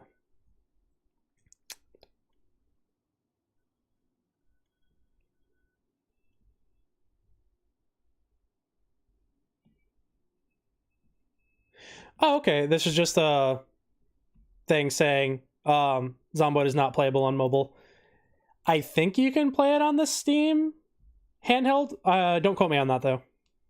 Yeah, if you see ads to play Project Zomboid on your phone, it's a scam. Don't do it. Don't do it unless if you're literally remoting into your computer. Oh, man. Shoot, I wish I could find... Sleigh Ride was fun. Sleigh Ride was a really fun one, I'm not even gonna lie. Fuck it, we'll look at Sleigh Ride. I'm so sorry, I'm like burping into my Yeti. Still playing? Yeah, we're doing a little bit of playing. I've been mostly just scrolling through dev blogs to kind of just talk about some of the stuff, because we're all just here to, you know, enjoy the game and talk about what's coming. So I figured I'd swap over for a bit, switch it up. Oh, I missed stuff. Oh, I haven't. Oh shit. Okay, I remember seeing this. I remember seeing the caveman dwellings with the skins on the floor and stuff.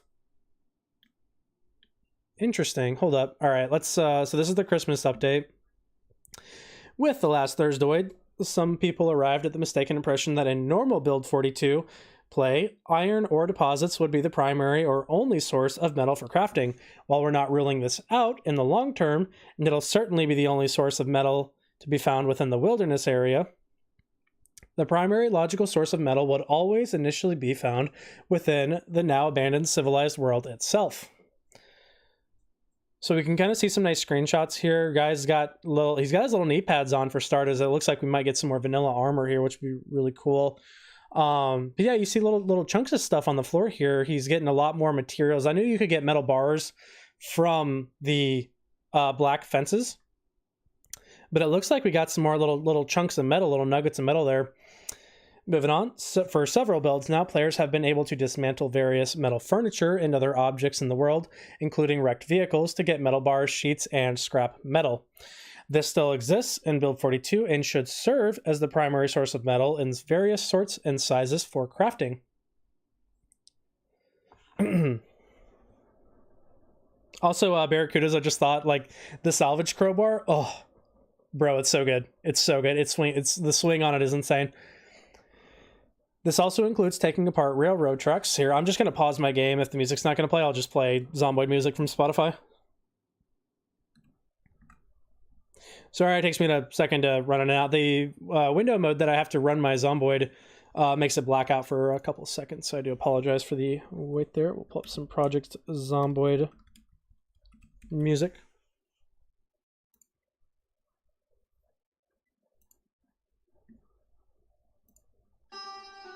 Oh, that's like old Zomboid. Hold on. It's surprising how much difference being able to place rugs down can make in a game. I love decorating in Zomboid, and I wish other games have the same depth. Bro, same.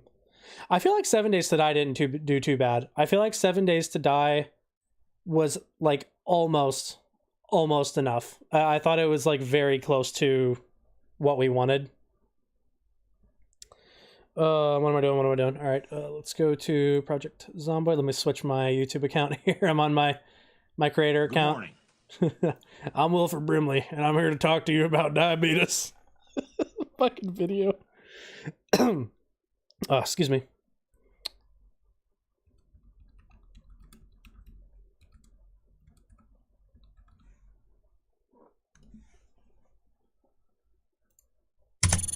Oh, I do not like that intro.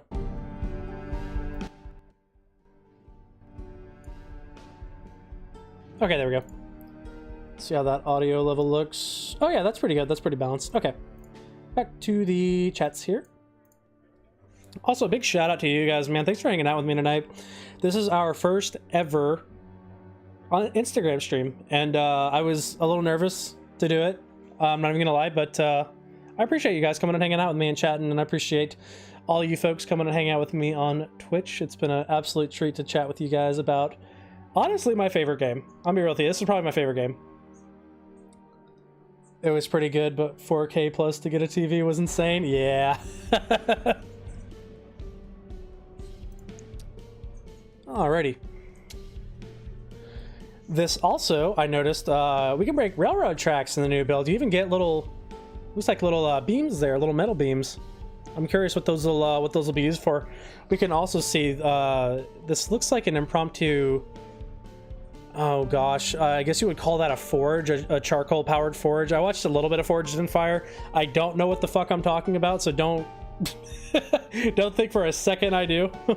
But if I had to guess, based off of Forged in Fire. That looks like a charcoal powered forge or a coal powered forge.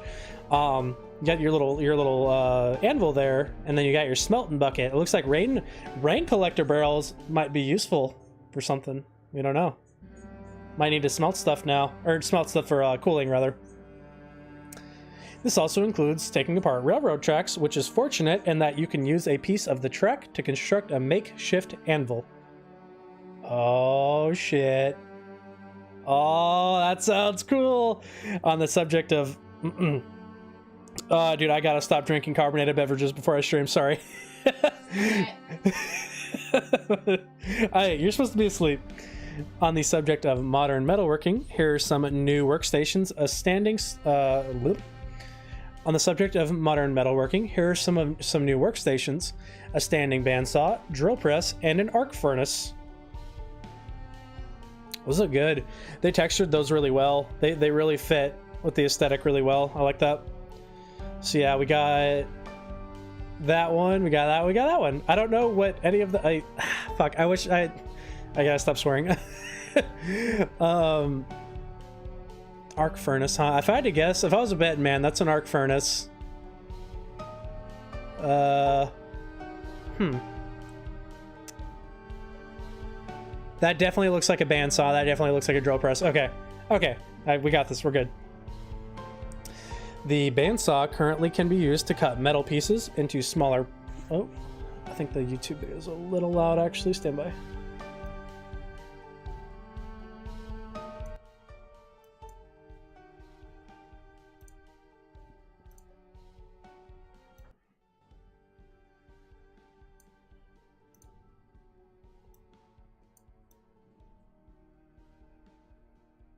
Audio balancing is an art. Okay.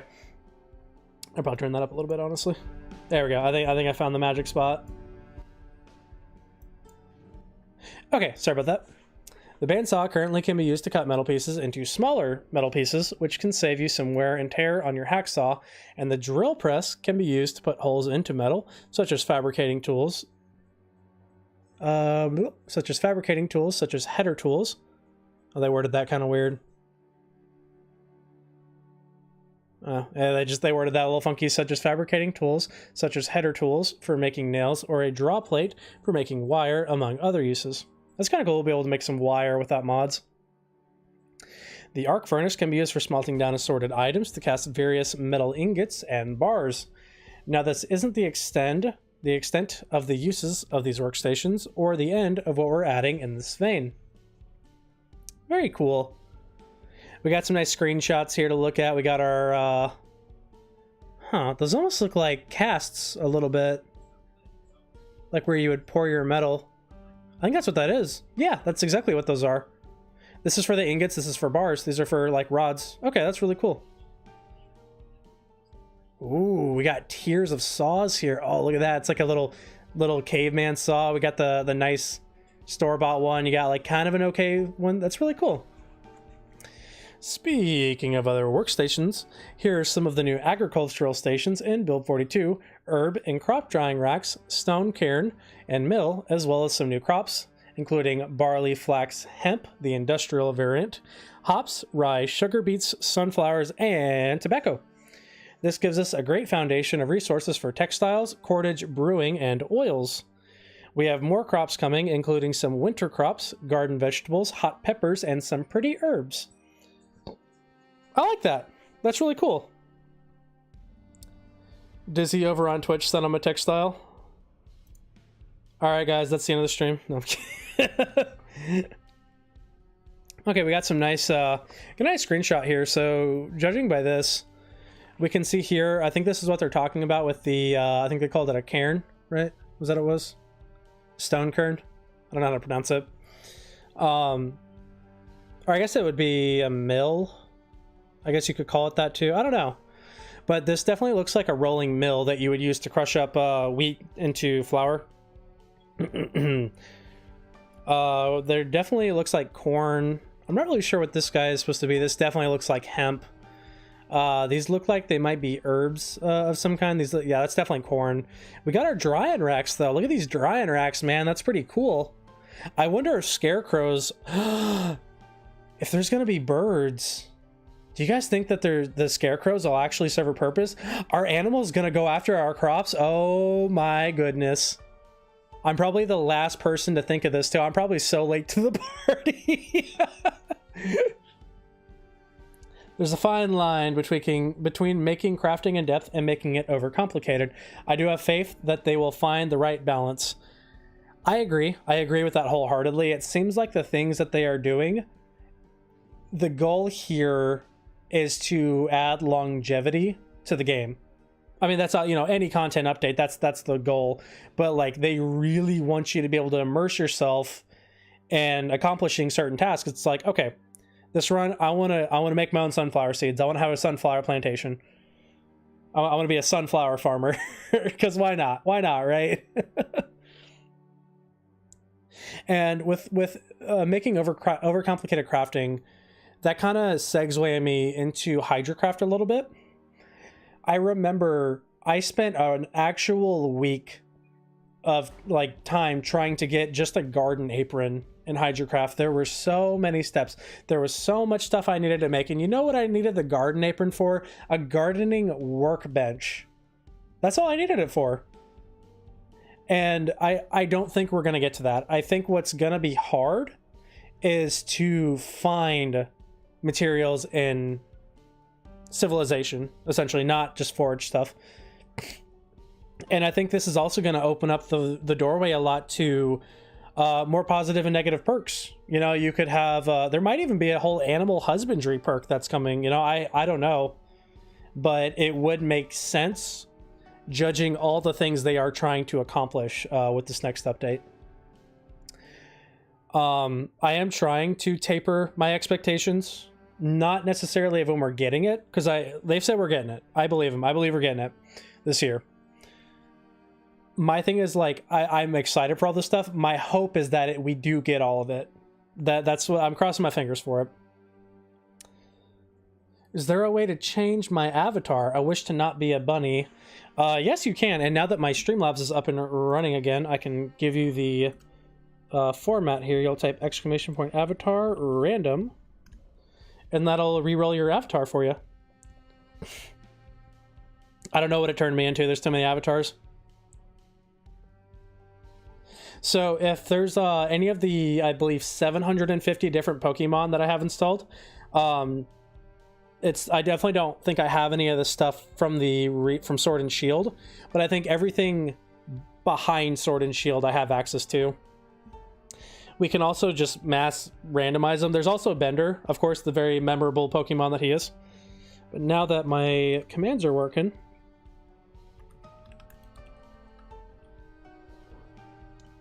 let's have a fight. Oh yeah, they're gonna fight. They're gonna do big fight. The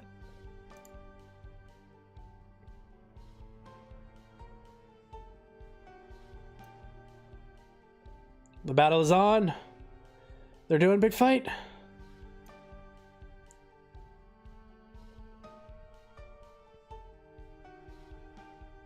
Either the bunnies are going to go after the crops. Yeah, that wouldn't surprise me. Or like, it wouldn't shock me if the raccoons try to go after stuff. The raccoons will go after anything.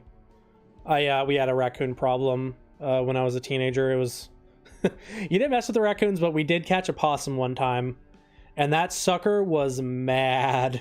He was very angry, and he wanted nothing to do with us.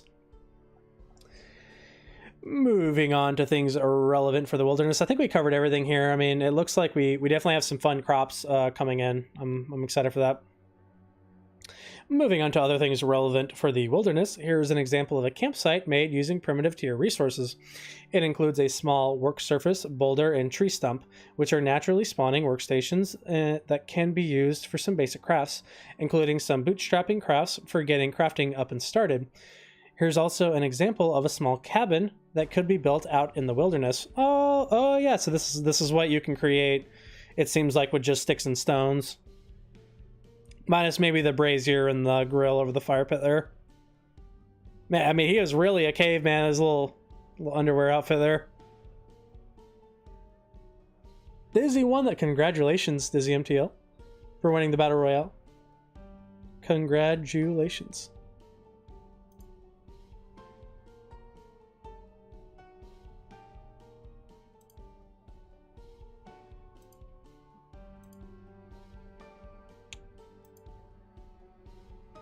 Oh, I was like, wait, where did everybody go on Instagram? The Instagram stream crashed.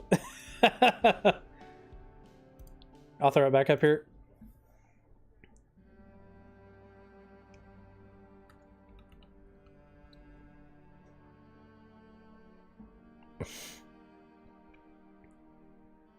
I'll double check it on mobile here. I'm fairly certain it timed out though, which might be why I got access back to my Streamlabs.